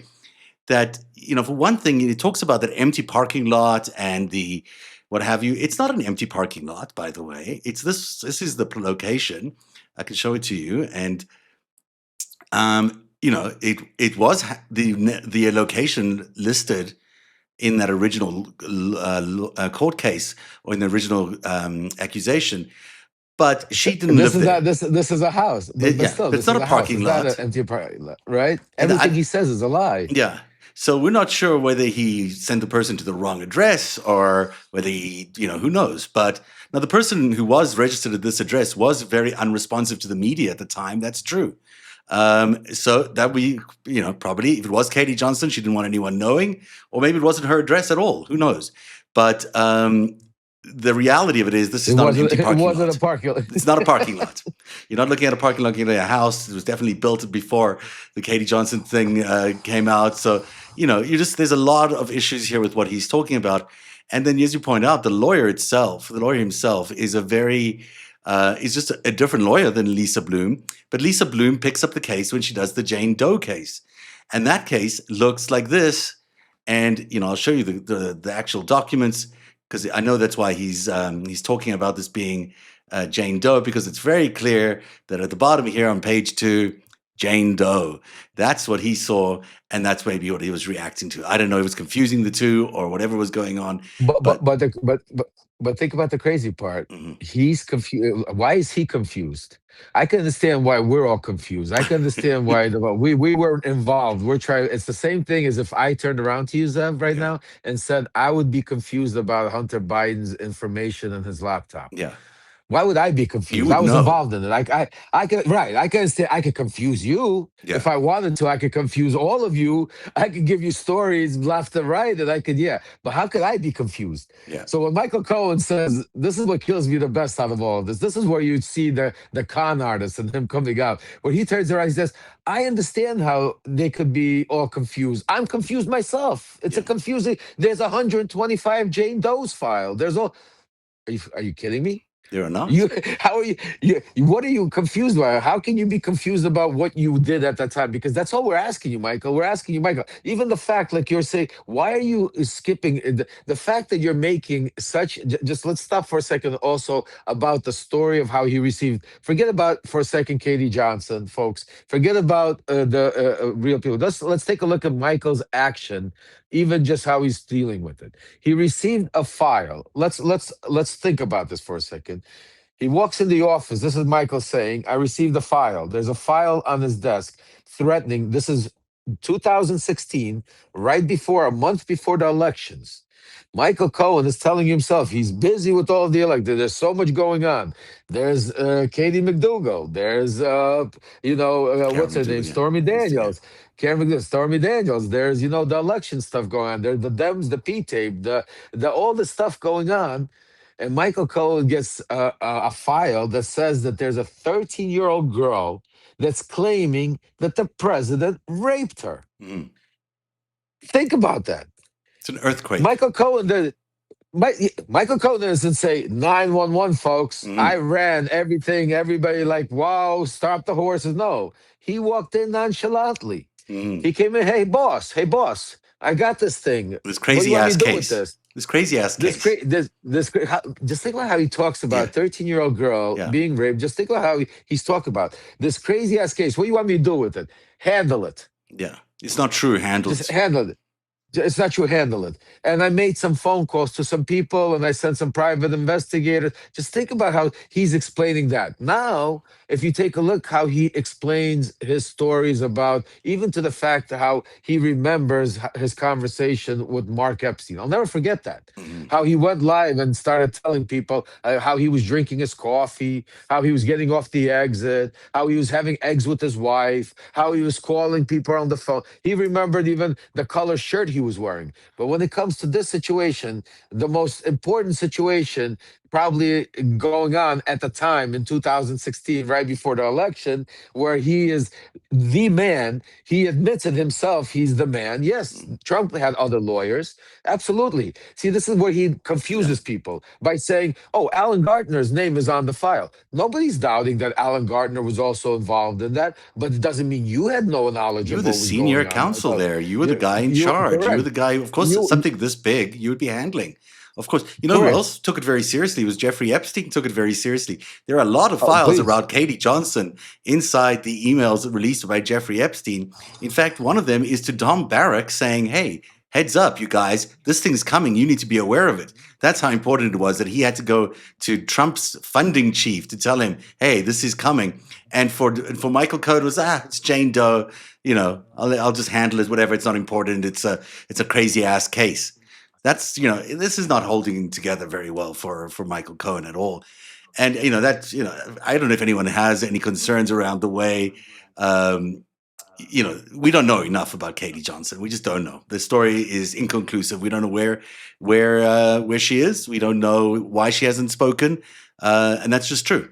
But that does not explain why he sent private investigators to an address to intimidate somebody or to investigate somebody who was supposedly a Jane Doe, who was supposedly someone who you should not be investigating because they're there Well, anonymously. right. Well, that's the one thing he never responds to. That's the Mhm. crazy part. Is like if you get a complaint served to you as a lawyer, you respond to the lawyer Mhm. with a response. You don't send private investigators to find the person that's trying to hide, as a Jane Doe, especially as a minor complaint. Again, that's illegal. It's That's illegal. not ethical. And the That's way not. he, That's not ethical. yeah, the way he talks about, remember he's in his first testimony, he used to say to people, the way the president speaks to you, he doesn't give you direct orders, but you know what he means. So when Trump said to him as go handle it, what did he exactly mean? Handle it. Right. Because that's the wink wink language that he admitted they used all the time. He would never be explicit about the orders. Because we know now there are allegations of murder of women who were raped allegedly by Trump or Epstein that disappeared, who are buried on the golf course. Who this one guy was showed up in the testimony yesterday in front of Pam Bondi, where he says that he heard Trump talking about raping this girl with Jeffrey Epstein, and the girl was found dead. And it was ruled a homicide. So what does handle it mean in Donald Trump's world? I'm not saying he murdered anybody. I'm saying we just don't know what that meant for Donald Trump, and we don't know what it meant for Michael Cohen. Correct. And the bottom line, folks, and this is what we're getting to, and where I want to connect some of the dots and make sure. It's the same thing like when if there's let's say like a murder that takes place, and there's a husband on the scene, and if the husband and the wife is found dead, and the husband all of a sudden says, you know what, I'm not talking to anybody, I'm taking a lawyer, I'm going off on what's it called, I'm not helping you with anything, you would assume something's wrong with that situation. Mhm. You would assume that, that if the husband had nothing to do with it and he comes home and finds his wife dead, that you would, a normal reaction would be to do everything possible to help find what happened and who could have done that thing. Correct? I mean, just common sense. Yeah, I mean, normally. yes, you could find. I mean, you could find extreme cases where the police are trying to, and somebody wants to protect himself because it looks bad, and maybe they need a lawyer. So there are extreme cases we could go down rabbit holes. But majority of the time, that if your intention would be, if you want to help solve something, like if you're out there fighting, saying, I want to release the Epstein files, we need to get to the bottom of it, we need to do it. Your reaction would be that when the first drop, as soon as the Epstein files would be, you as the person that was with Donald Trump the most, you that knows Witkoff, you that knows what's his name, Lutnick, for 25 years, you that knows all of these people, all of these, Blavatnik, Huyatnik, all these people, how are you not calling up and saying, hey guys, how can I help? How are you not going to Congress like I went to, or like you, and said, "Hey, let me look at the Epstein files. Let me look at these dates. Let me take a look. Maybe I could know how could I help you where that. Let me look at my paperwork and see if there's anything that coincides with maybe any of the business deals. Yeah, let me see how I could, because I was there. I don't know Epstein. I was never involved with him, but yes, I know Epstein was a major part. Let me see what I could help, how I could help." That's what you expect So from normal somebody behavior that's would be trying to. that's what normal That's behavior normal. would be. In fact, he said before that clip started, he said, there was nothing between Epstein and Trump. There was nothing untoward. Never heard him really talk about him. And then he says, except for this one file. And then he goes on to talk about a case that only involves Donald Trump, by the way, not Epstein. But he did say, except for this one file. So obviously, that's not true, because we know as well that the transaction that took place with the Maison Amate, the house that Donald Trump bought and then sold to Dmitry Rubelov for a $50 million profit, Michael Cohen was the guy in that case. Michael, he transacted that real estate deal. He knows what that real estate deal was all about. Everybody, including Senator Wyden, including everybody who's looked at this thing, says this smells. This is a weird thing. No one gets $50 million above, never mind, the market was crashing at the time. No one gets that kind of real estate deal from a Russian oligarch. And even in Michael Cohen's own book, he says that Donald Trump believed that Putin bought that house from him. So even Donald Trump and Michael Cohen in his book, unless he was lying there as well, know that it was Putin that gave them the deal. Now he says it's a Well, normal real estate deal. This is an important piece of evidence regarding the Epstein files, the Epstein network, how money flowed from Russia into Donald Trump's coffers during the 2008 crash. Still today, we're talking about money flowing from Putin into Donald Trump's campaign. This is the way Epstein operated. Epstein got a lot of money. $1 billion went through Russian banks for Jeffrey Epstein. So, there is something very important about the relationship between Russia and Jeffrey Epstein and Donald Trump, and that involves money. And Michael Cohen was in the middle of a transaction.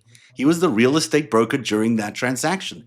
He must have something to say about that transaction other than it's just, lucky real estate, because it isn't lucky real estate. It's something that looks like a lot like money laundering. But here's the key. Michael Cohen, as of today, says that Donald Trump has never done anything wrong. Even the Stormy Daniels case, now he Yeah. is saying that he was coerced.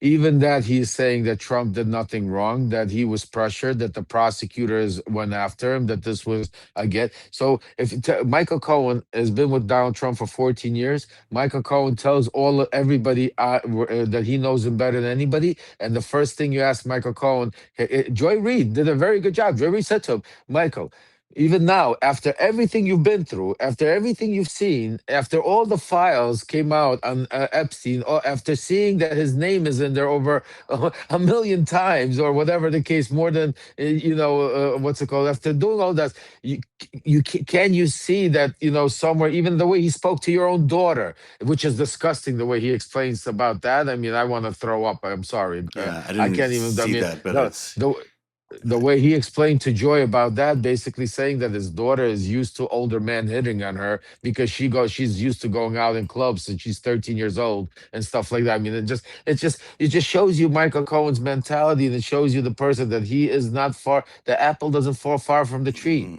If you look at this, the one thing I could tell you, that if you really want to see how badly Michael Cohen wants to get into Donald Trump's good graces, if you really want to see how badly he misses Donald Trump, literally misses Donald Trump, like really wants to sit down and say, "Boss," this is what he wants to say, "Boss, let's read the paper." Like, even when he talks, you hear he goes, "Every morning I read the paper at 4:30, just like Donald Trump does. Together we would read the paper at 4:30 in the morning, and then he'd call me every morning." Just if you listen to it, yes, once you want to throw up knowing that you want, but it's important to understand, to see what the mindset, because if you put these conversations together, what transpired?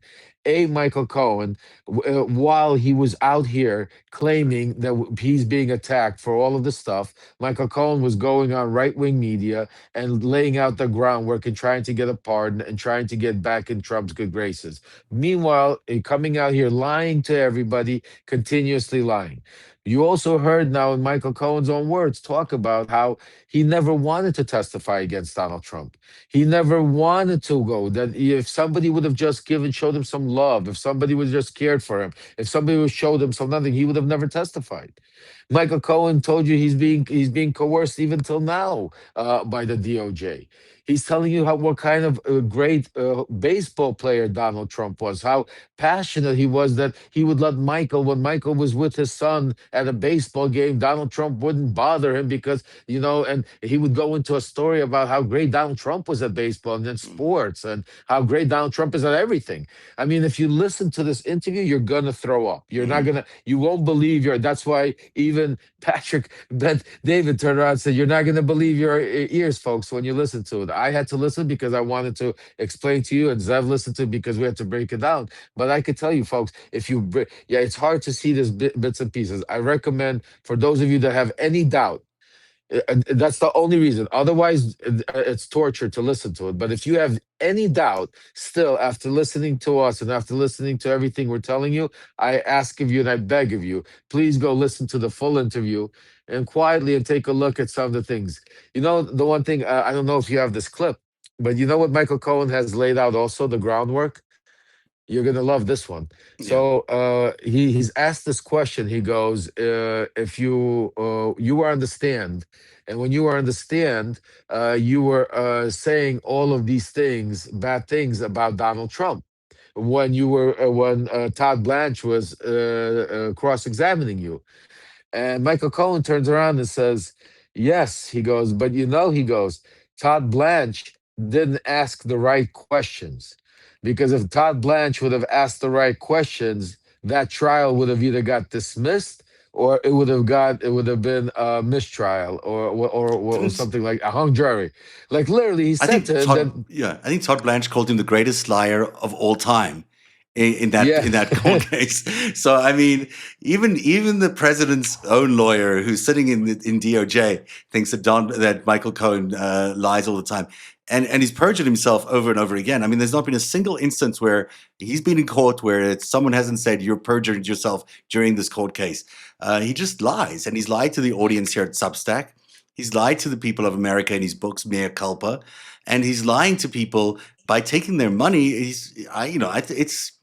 It's fraud. It's fraud to be taking people's money basing on one position and then have a completely different position. How he can justify having these two separate interviews or having his interview on their PBD at the same time as he says the things that he does in his own podcast, it just doesn't make sense. He is lying to one of those audiences. well, no, he's lying. He's lying to our audience here Yeah. on Substack because he doesn't tell them that it's on PBD. If you look at the PBD podcast, he says that if my audience would hear, they would kill me. They would Mhm. never listen to me. He says it. He Yeah. says it straight out because he knows his audience is never going to go on the far right wing and look at this podcast. He knows that his audience is not the one. That was not, folks. That's what you got to understand. That podcast was not meant for Mega. That podcast was not meant for anybody but Donald Trump. That was literally a 2-hour cry out to Donald Trump. If you listen to the podcast, he literally goes in talking about stories of how him and Donald Trump would have breakfast together, how they would laugh together. He literally talks about telling him that Donald Trump's not happy now. He could tell that Donald Trump doesn't laugh as much because Michael Cohen's not there, because they were boys. He literally turned around and said, I mean, you can't make this up. He says that, I just want to ask him why, boss? Boss, why me? Why throw me under the bus, boss? Yeah. This is how he's talking. He's still calling him boss. I know it's unbelievable to me. he's like, The mob references and the acknowledgement that they're basically talking about a mob world and a mobster here. It's so blatant. The fact that they're even talking about it that way is stunning. I have a couple of clips. I'm not sure which. I'm not sure what's on Go ahead. these. So I'm going to play one of Go them. ahead, One's let's about play it. Made us touch. So let's listen to this one. Yes, please go ahead. And you said you were compelled and coerced to only provide information and testimony that would satisfy the government's desire to build the case against and secure a judgment and convictions against Trump. You say this in your Substack. Not a crazy thing. This is your opinion against Letitia James and Alvin Not Bragg. a crazy thing. Then we get news that Midas Touch drops you. This is 10 or 12 days ago. Drops, fired, cutting away, whatever word they want to use. They fired the podcast and they move on. If you were at any other place, you're not getting fired.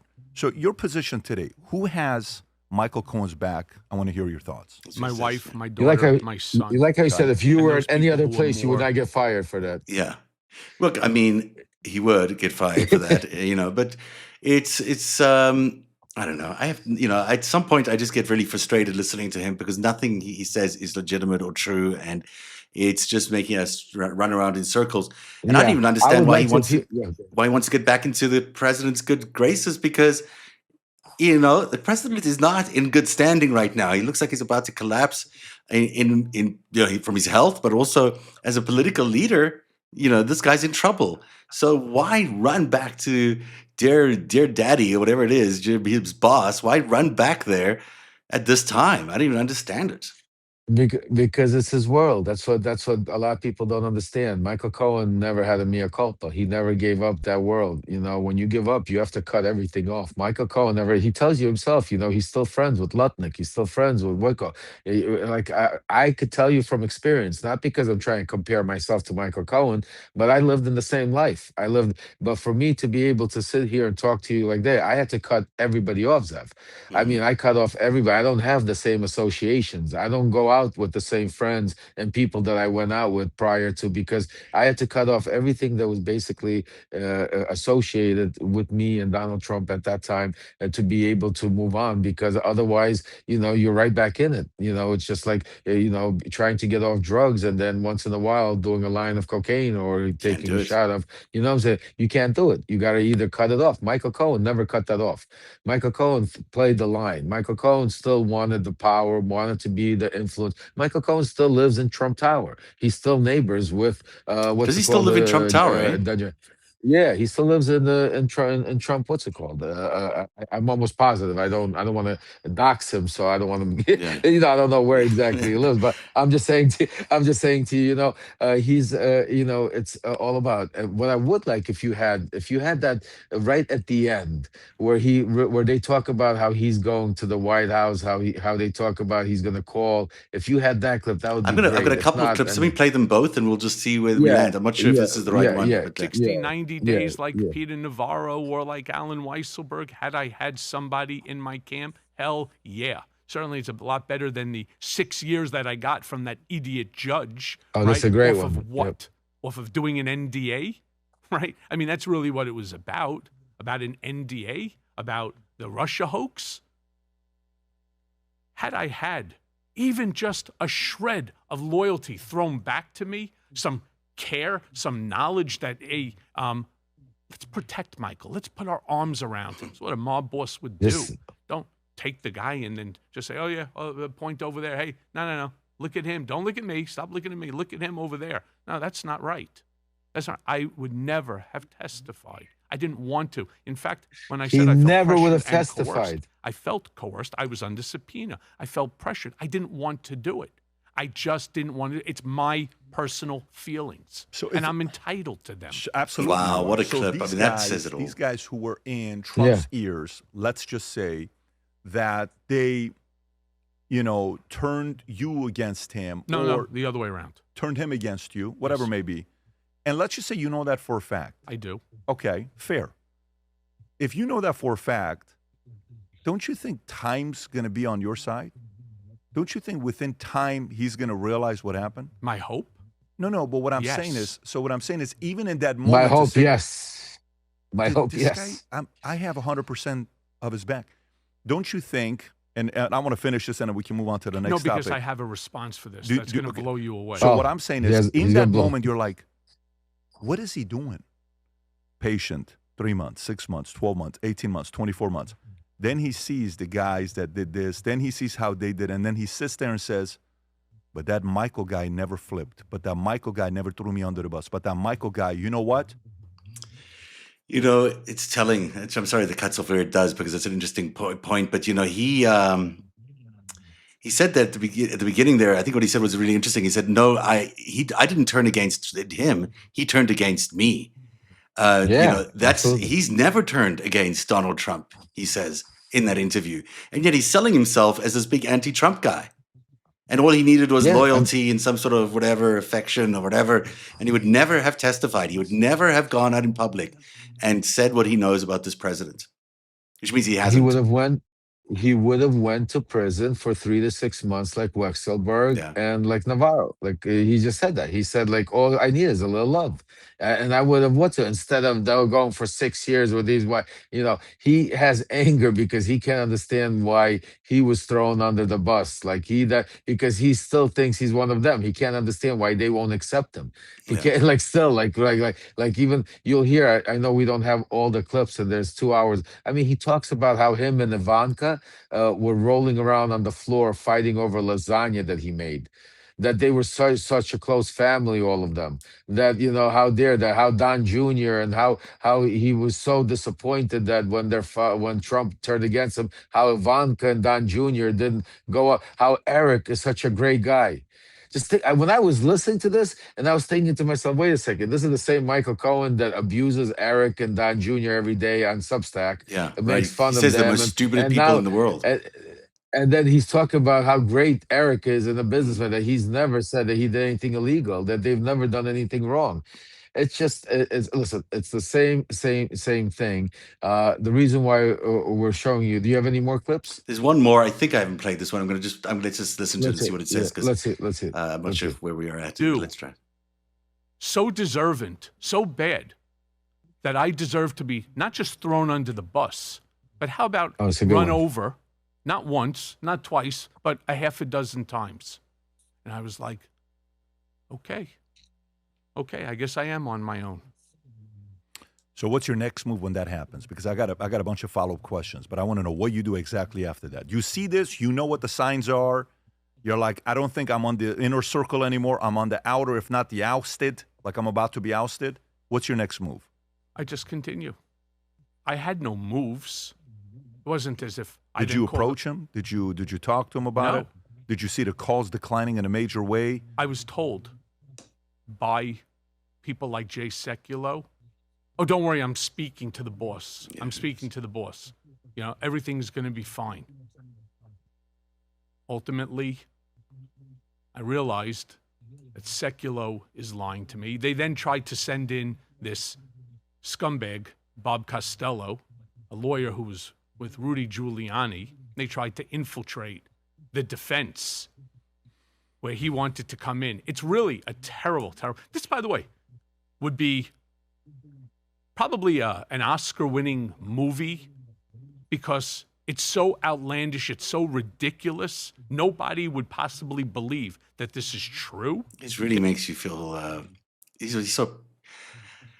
I don't feel sorry for him because he's done this himself, but No. it's a very pathetic image he's striking out there. You know, he's just crawling back to his former boss and denying what he's been doing for the last few years. You know, he's just denying it and then spouting all this stuff is expecting no one to pick it up, expecting nobody from his community and Substack to see the story, or nobody expecting Ellie to find it or you to give it prominence.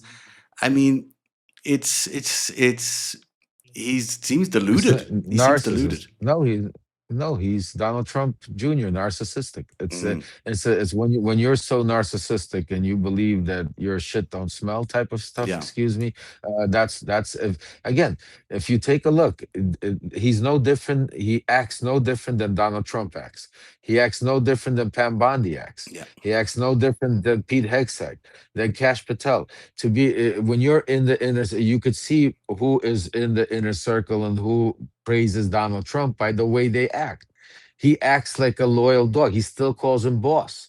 Mhm. He still calls him. Just think about how he reacts to him. I mean, it's the little things that you want to watch. It's not, and I always tell everybody, don't listen to what they're saying. Watch what they're doing. Watch what they're not saying to you. Mhm. That's what's going to give you the actual picture. What is he not telling you? Why is he not telling you that? What is he actually doing? But what's he saying? So if you take a look at Michael's actions, Michael Cohen, and I said that to a lot, and that's what when I had my conversations with Ben and anybody else, I mean, I said, what did Michael Cohen give any evidence against Donald Trump except for this whole story about Stormy Daniels, which was pissed off about because he went to prison for? Yeah. Otherwise, tell me one other thing in 14 years that he came out and said, Donald Trump. I saw Donald Trump, uh, even a simple thing like I saw Donald Trump throw garbage on the floor every day. I saw Donald Well, Trump, he did the mortgages thing. He was part of the mortgage or investigation. whatever. I saw Donald Yeah. Trump do the mortgage. I saw Donald Trump, not pay his parking tickets. I don't know, but even something stupid like that, he's Mhm. never said everything else. If you take a look forever, every question you ask about Donald Trump, except for with the Stormy Daniel case. But if And you now, go and the into anything Letitia else, James case, which is the mortgage case. I mean, in both right? cases, he says he's now being coerced, which is not true. He wasn't being coerced. He was, Yeah, no. he showed those checks during the Stormy Daniels thing. Those checks were not coerced. Those were real checks. Those things showed up as evidence. He committed those crimes. The president did. Yeah, I mean, and he wrote the checks for him. I mean, look, at the end of the day, there's a lot more. We could, today's been a long day. I Mm, think we yeah. we got to the bottom. I think we really, really explained to everybody. The bottom line is what I ask each and every one of you, and Zev asks each and every one, folks, is to spread the message. Make sure everybody knows what is going on, because we're in a fight to save our democracy. Each vote counts. Each individual counts, and to have people here dividing this community. That's what Donald Trump does. He divides our country. He divides people. These are people that infiltrate. It doesn't matter if Donald Trump is giving Michael Cohen orders to do this, or Michael Cohen is doing it on his own because he knows Donald Trump so well, he knows how to appease him without even talking to him. It doesn't matter. The reason he's deflecting, he's attacking, just like Donald Trump. Think about who is he attacking. He attacked Tara Palmieri, a woman. He went into Ellie's DMs and sent her a message to apologize. That's a way. I mean, yes, you might think, what's the big deal? It's no big deal if you're friends. It's a big deal if you're accusing somebody and you're threatening to sue them, and then you go into a DM, especially a female, and to be able to intimidate. These are all little intimidated actions that Michael Cohen took.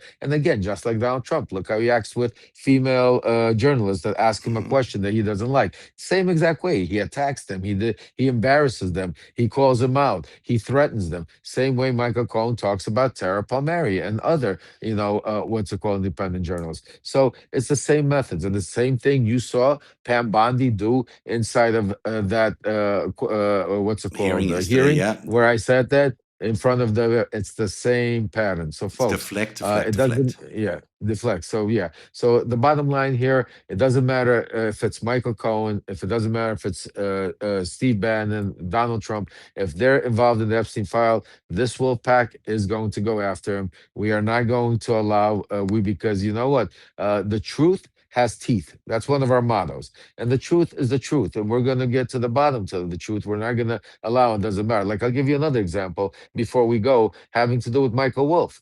I found out some very interesting information today, speaking to a very prominent attorney that deals with slap cases and deals with these, and I want to take you back because Michael Wolff.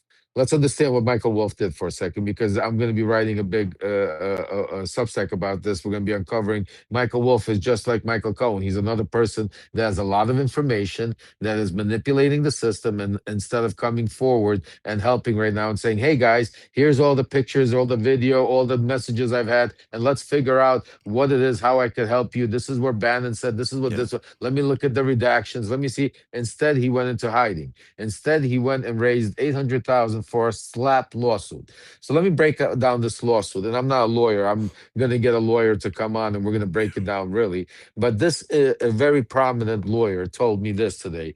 He said that if you what Michael Wolff did is he's trying to use a loophole Mm. in the New York law They basically where if you are actually sued, and you prove that you are falsely sued, it's a slap law where you could have the accuser pay for your lawyer's fees. Yeah, and you can get Very rid of it important. quickly. That's what the slap law does, And basically. you get it dismissed quickly. Correct. You don't get depositions there. You don't go into a lawsuit. It's meant to strictly get the case dismissed Hmm. and to pay attorney's fees. So now let's take a look at what Michael Wolff did. Michael Wolff is trying to sue Melania because she threatened to sue him. She didn't sue him. She threatened to sue him. Hmm. So the chances are already slim, very, very slim, that he's going to be able to get Melania to win, To to get discovery. this lawsuit to discovery, because they're not. Second of all, he went and raised $800,000. Now, my question to the lawyer was today, but wait a second, why would he need $800,000 if he wins the slap suit? Melania would have to pay the lawyer's fees. Hmm. What happens to the Yeah, why does $800,000? he need that? Good question. Why is it? So it's Just safe. And then grifting. I asked him another. And then I asked him another question. I said to him, but let me ask you, okay, forget about that. But can't he use that to depose Melania? He says, I don't see how. I said, what do you mean? He goes, well, because the second the judge if the judge would award him the slap, let's say the judge, he goes, first of all, he has a hard to climb, to prove, because he never got sued. But even if he was to, let's say the judge said that was the relief for it Yeah. is to dismiss the case Dismiss the case and to pay lawyers' fees. and pays lawyer fees. So there's no deposition. Right. So what Michael Wolff is running around is saying that he's going to depose Melania is a lie. And all of these pundits that are out there supporting him and helping raise money for a lie, this is the shit that we're going to uncover. So Michael Wolff, Michael Cohen, I don't give a shit. You guys are going to pay the piper. It's time to tell the truth. And that's what Absolutely. our platform is about. So that's why I just want to make it clear to everybody out there. Look, we're beginning to see that happen. We're beginning to see people fall around the world. The rest of the world knows how serious all of this is. You've got former prime ministers. You've got chiefs of staff of prime ministers. You've got the Sultan, who's in charge of this massive corporation. These people are being arrested. These people are under investigation and being arrested, and they're losing their jobs. In America still, it's still a griftathon. You still have Michael Wolff raising money, Howard Lutnick laughing at the Senate when they're asking him these very serious questions about what the hell are you doing on the island? What's your relationship with Jeffrey Epstein? Those are very serious questions, because there's much more than he's revealing. He's lying when he says he just went for lunch. And you've got people like Michael Cohen running around kissing Donald Trump's ass, thinking they're going to get away with all this stuff. The truth of it is, this entire cabinet, of this president, there are maybe 30 or more, I've heard, people who are involved or connected to the Epstein crime group. I mean, this is a criminal enterprise, and now we're finding out, as I reported today, that the money was flowing through Epstein to Trump, probably, through Peter Thiel. That's where the next step of my investigation is going. Was it just influence? Does it just meet the ambassador? Was it just meet the deputy minister? Or was it a way to get money to Donald Trump from the Russians? It could have been that, and we won't go into that part of the investigation is there. But this is a multinational, transnational criminal enterprise that is in charge of America. And Michael Cohen knows way too much for him to be going on anywhere saying he knows nothing about what happened with Epstein and Trump, because he just knows way too much. And Lev, thank you so much for doing all the work. I know I can see how tired you are. I know I am too. It's been a long few days with very little sleep, but it's so important to get this out there. It's so important to analyze it for people and sort of deconstruct it so they see what's going on. Because you've got this is a criminal organization, and they're criming right now, and we have to expose them, and that's what you're doing. So shout out to you and your team, and that was a great letter they wrote for the universities. Yeah, Jay, shout out to Jay. The volunteer is great. Definitely letter, and we're going to take action. And to Yuzev, and to Ellie, and to Kate Justice, and to Dean, and Waj, and all of you out there that are out there helping, because we see you. The DMs, the volunteers. Just so many of you, too many of you to name, but we see you. We love you. We appreciate. Like I said, we are the official crowdsourcing for the congressional hearings now. We're helping. We're actually, this information that we're sharing with you, we are also sharing it with people in Congress, with people in Senate, so they could use it, because they're the one thing that Donald Trump and his inner circle didn't count on. And when I was in DC, I'll tell you an interesting story. I was sitting there with some Congress people, and we were talking about it. And when I told them, Zev, our plan, that we want to be able to help them with our crowdsourcing, with our eyes, to be able to help them put extra couple of million of eyes onto these Epstein files, to help them go through it, to be able to find things that others might have not found.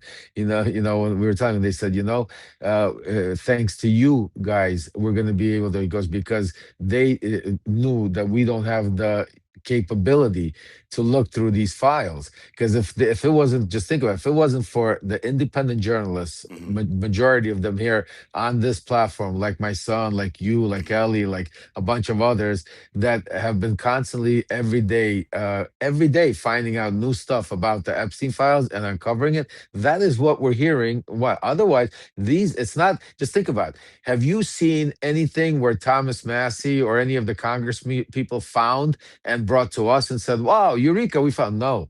Hmm. It's they're taking what we're giving them, they're going on redacting them, and they're reporting on what we're giving them. That's how important it is. And that's why it's important to understand what Donald Trump and their team thought, and they miscalculated, is they're going to throw all this dump onto Congress. Congress never have the availability or Bandwidth, right? time to be able to do bandwidth to deal with it, overload them, and eventually, it just goes out. And the fact that our community, the fact that all of you out there are helping out, and together we are together winning this battle, keeping the Epstein files in the loop, making sure that we keep the pressure on, that we keep accountability not only to Donald Trump but everybody that's in the files. And I don't care if it's Clinton, if it's Cohen, if Yeah, I it's don't care either. Wolf, if it's Bannon. It's irrelevant. There's no apologies. There's no set. It's hard, and I understand for a lot of people it's hard, because you know what, a lot of people have followed Michael Cohen for many years, have listened to him, listened to his speech, and listened to the way in there. And sometimes, yes, he might have been helpful during a certain periods of time, and it really, really yet, and it feels like you guys, and I understand, it feels like you have been let down. It feels like, and you don't want to believe in it. You want to give excuses to think, oh, maybe it's not true. Maybe somebody's trying to, maybe this is Trump trying to blame Michael for something. Folks, we're in a fight for our democracy. This is not about me. It's not about Zev. It's not about Michael Cohen. It's not about one individual. It's about our democracy. It's not about one person saying or the other. Open your own eyes, open your own ears. It's factual. What we're talking about are facts. Nothing me, Ellie, Zev, or anybody else have said to you that we have not right away showed you either a clip, a text message, a video of even, and even some of the reporting that I've been doing with my sources, you see, and so far, knock on wood, Hmm. my sources have not let us down. We're batting 1,000 on everything. So it's not a fact that we're trying to insinuate anybody or start conspiracy theories or having people go down rabbit holes or in any way divide anybody. On the contrary, we are trying to unite. And that is why we're screaming so loud, because right now, this Substack is divided. Right now, there are people in this community, because of Michael Cohen, that are not speaking up. And I'm not going to go put out their names out there right now, because it's not a time and a place. We're not here to argue, but there's a lot of people that have done business with Michael Cohen, that have promoted his shows, that are out there right now just staying quiet. They're just not, just letting it pass by. And that's not right. We should not be the only voices calling out. We shouldn't be the only ones talking about injustice. I understand it's hard, it's difficult, but right now the bottom line is we all should care about one thing, and that's justice for the survivors. That's accountability for the creeps and the criminals that caused this, and get the truth out to save our democracy and get rid of this tyrant. That's all. Everything else we could deal with later. So let's start with the bullshit. Let's stop with the minutia. Let's stop attacking each other. Let's stop trying to play one against another. Let's deal with the facts, folks. Let's deal with what it is, the receipts, what we prove. And with that, I am definitely so tired, guys. I haven't slept in 4 days.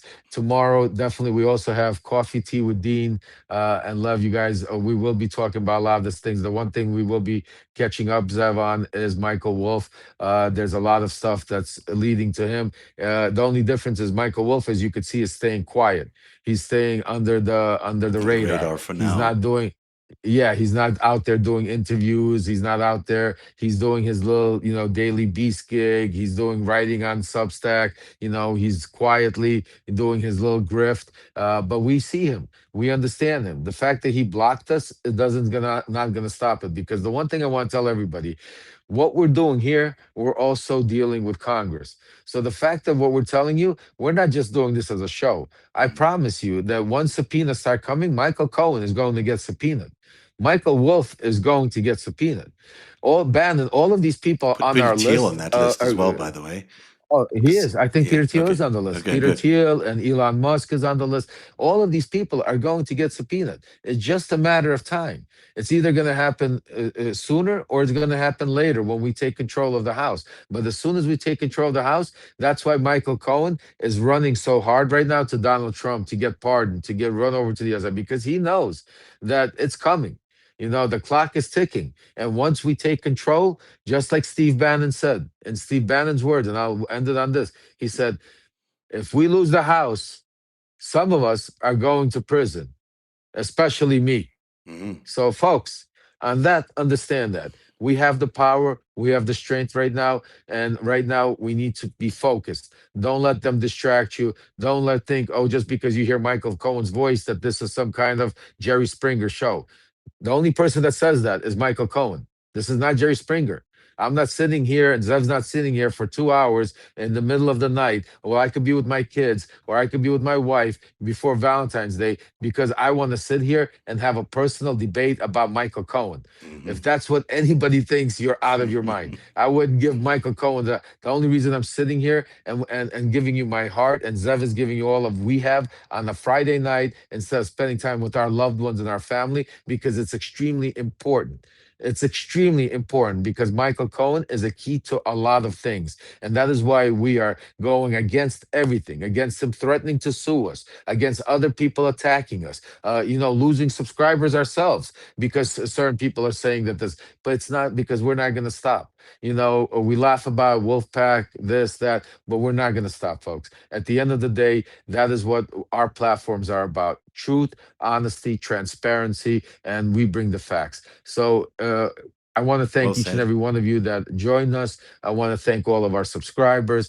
For those of you that haven't, please, subscriptions are for free to Zev, to myself, to others like Ellie, to Dean, Waj, my son Aaron, some great independent journalists.